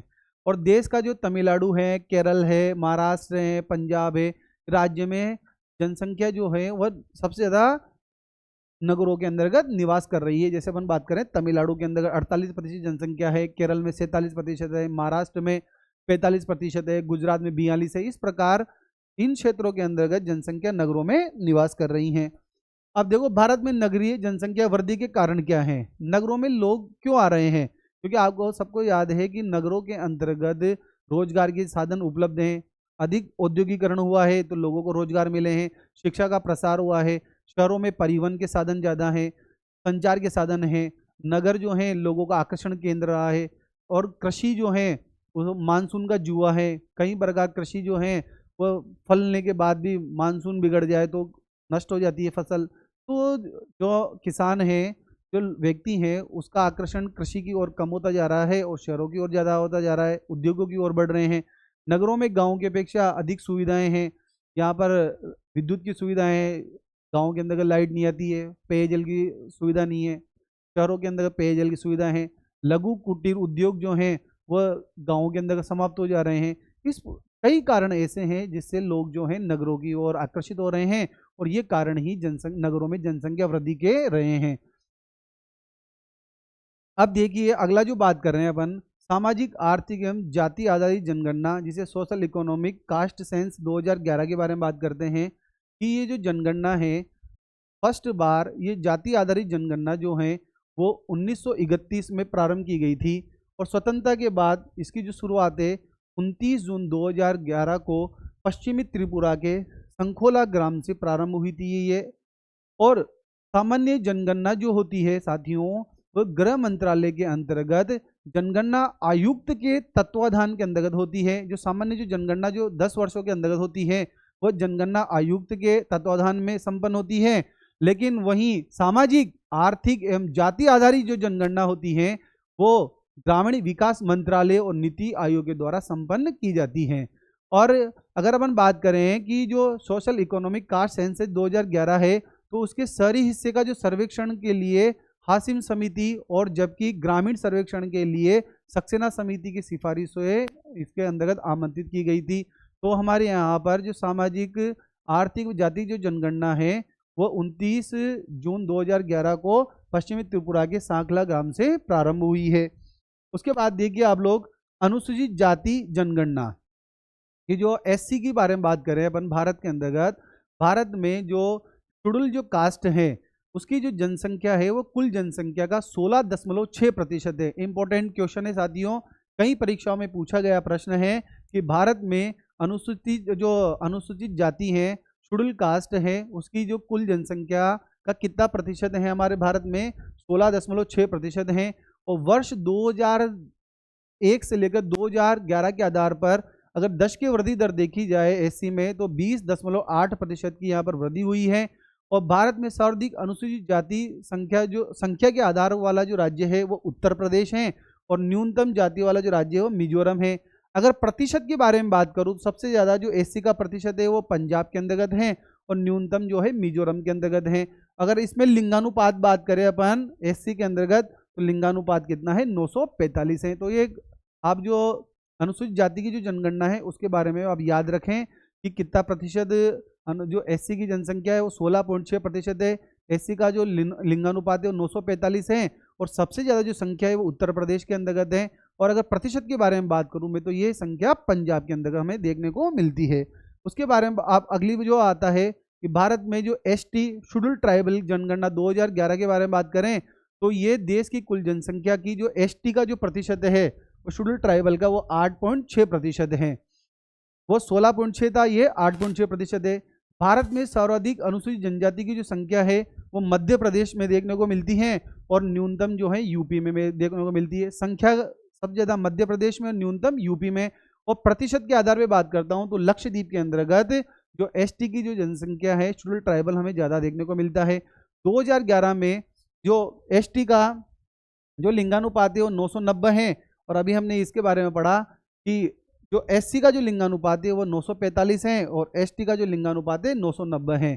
तो देखो, भारत के अंतर्गत अनुसूचित जाति और अनुसूचित जनजाति की अगर संयुक्त बात करूं मैं, क्योंकि एससी की जो जनसंख्या है वो 16.6% है और एसटी की जो जनसंख्या है 8.6% है। अगर इन दोनों को टोटल किया जाए तो भारत में अनुसूचित जाति और जनजाति की जो संख्या का प्रतिशत है वो 25.02% आता है। तो हमने आज देखो साथियों, एक बहुत बड़ा टॉपिक अपन ने कवर किया है। काफ़ी लंबा समय हो चुका है। आप लोग भी धैर्य बनाकर इस क्लास को देखेंगे और कुछ क्वेश्चन है, अब अंतिम स्लाइड बची हुई है, इसे अपन जो पूरा हमने पढ़ा है उससे थोड़ा सा अगर अपन कंसंट्रेट होकर अगर इन क्वेश्चनों का जवाब ढूंढने का प्रयास करेंगे तो देखते हैं कि 2011 की जनगणना के अनुसार भारत का जनसंख्या घनत्व कितना है। 385, 382, 325, 335। तो हमें पढ़ा है कि जो 382 जो है 2011 की जनगणना के अनुसार भारत का जनसंख्या घनत्व रहा है। अब दूसरा क्वेश्चन है कि वर्ष 2011 की जनगणना के आधार पर राजस्थान के लिंगानुपात, सॉरी राजस्थान यहाँ गलत प्रिंट हो गया है, अगर भारत आएगा साथियों कि 2011 की जनगणना के आधार पर भारत का लिंगानुपात कितना है। आपने जो वीडियो देखा है, अपनी क्लास पढ़ी है, उसके आधार पर इस क्वेश्चन का जवाब देने का प्रयास कीजिएगा। तीसरा क्वेश्चन है कि देश की कुल जनसंख्या में अनुसूचित जातियों का कितना प्रतिशत है। ऑप्शन है 16.6%, ब है 8.6%, स है 8.4 और द है 8.5। तो इसका भी उत्तर आप कमेंट बॉक्स में देने का प्रयास कीजिए। और अगला प्रश्न है, देखो, लिंगानुपात को परिभाषित कीजिए। लिंगानुपात अभी समझाया आपको कि लिंगानुपात क्या होता है। 1000 पुरुषों पर महिलाओं की जो संख्या होती है उसे लिंगानुपात कहते हैं, उसके बारे में आपको समझाना है। भारत में जनसंख्या नियंत्रण के प्रमुख सुझाव आपको देने हैं। भारत में ग्रामीण और शहरी जनसंख्या का वर्णन करना है कि भारत में ग्रामीण जनसंख्या कितनी है और शहरों में जनसंख्या कितनी है, इनका कितना % है और वहाँ कितनी संख्या निवास कर रही है। भारत में साक्षरता जो दर है उसका पूरा विश्लेषण करना है आपको। और वर्ष 2011 की जनगणना के आधार पर अनुसूचित जाति एवं अनुसूचित जनजाति का आपको विश्लेषण करना है कि एससी की संख्या कितनी है, एसटी की संख्या कितनी है, इनका लिंगानुपात कितना है, इनका प्रतिशत किन क्षेत्र राज्यों में ज़्यादा है और संख्या किस क्षेत्र में है। उसके बाद अगला क्वेश्चन है कि भारत में जनसंख्या वृद्धि की व्याख्या कीजिए। इसमें हमने जो मंदवृद्धि काल, तीव्रवृद्धि काल वो जो पढ़ा है उसके आपको इसमें समझाना है। तो हमारा जो प्रयास है कि आपका जो उत्तर है वो प्रभावी हो, आप बार बार उत्तर लिखें और अच्छी उत्तर शैली का विकास करें और वीडियो को आप आराम से देखें। और इसके जो आंकड़े हैं वो थोड़े जटिल हैं, तुलनात्मक आंकड़े हैं, आप इन्हें बिल्कुल धैर्य बनाकर और आराम से समझ कर उनको याद करने का प्रयास कीजिए। और अब हम अगले वीडियो में नेक्स्ट टॉपिक के साथ मिलेंगे साथियों। वीडियो अच्छा लगा हो तो आप इसे ज़्यादा से ज़्यादा शेयर करें, अपने साथियों को हमारी एकेडमी के बारे में बताएं। हम आप लोगों के साथ हैं और आप लोगों की परीक्षाएं नज़दीक आ रही हैं, तो आप जो हैं हम अधिक क्लासें आप लोगों को उपलब्ध कराएंगे ताकि आप लोगों का कोर्स जल्दी पूर्ण हो सके। धन्यवाद साथियों, जय हिंद, जय भारत। मिलते हैं अगली क्लास में। Thank you.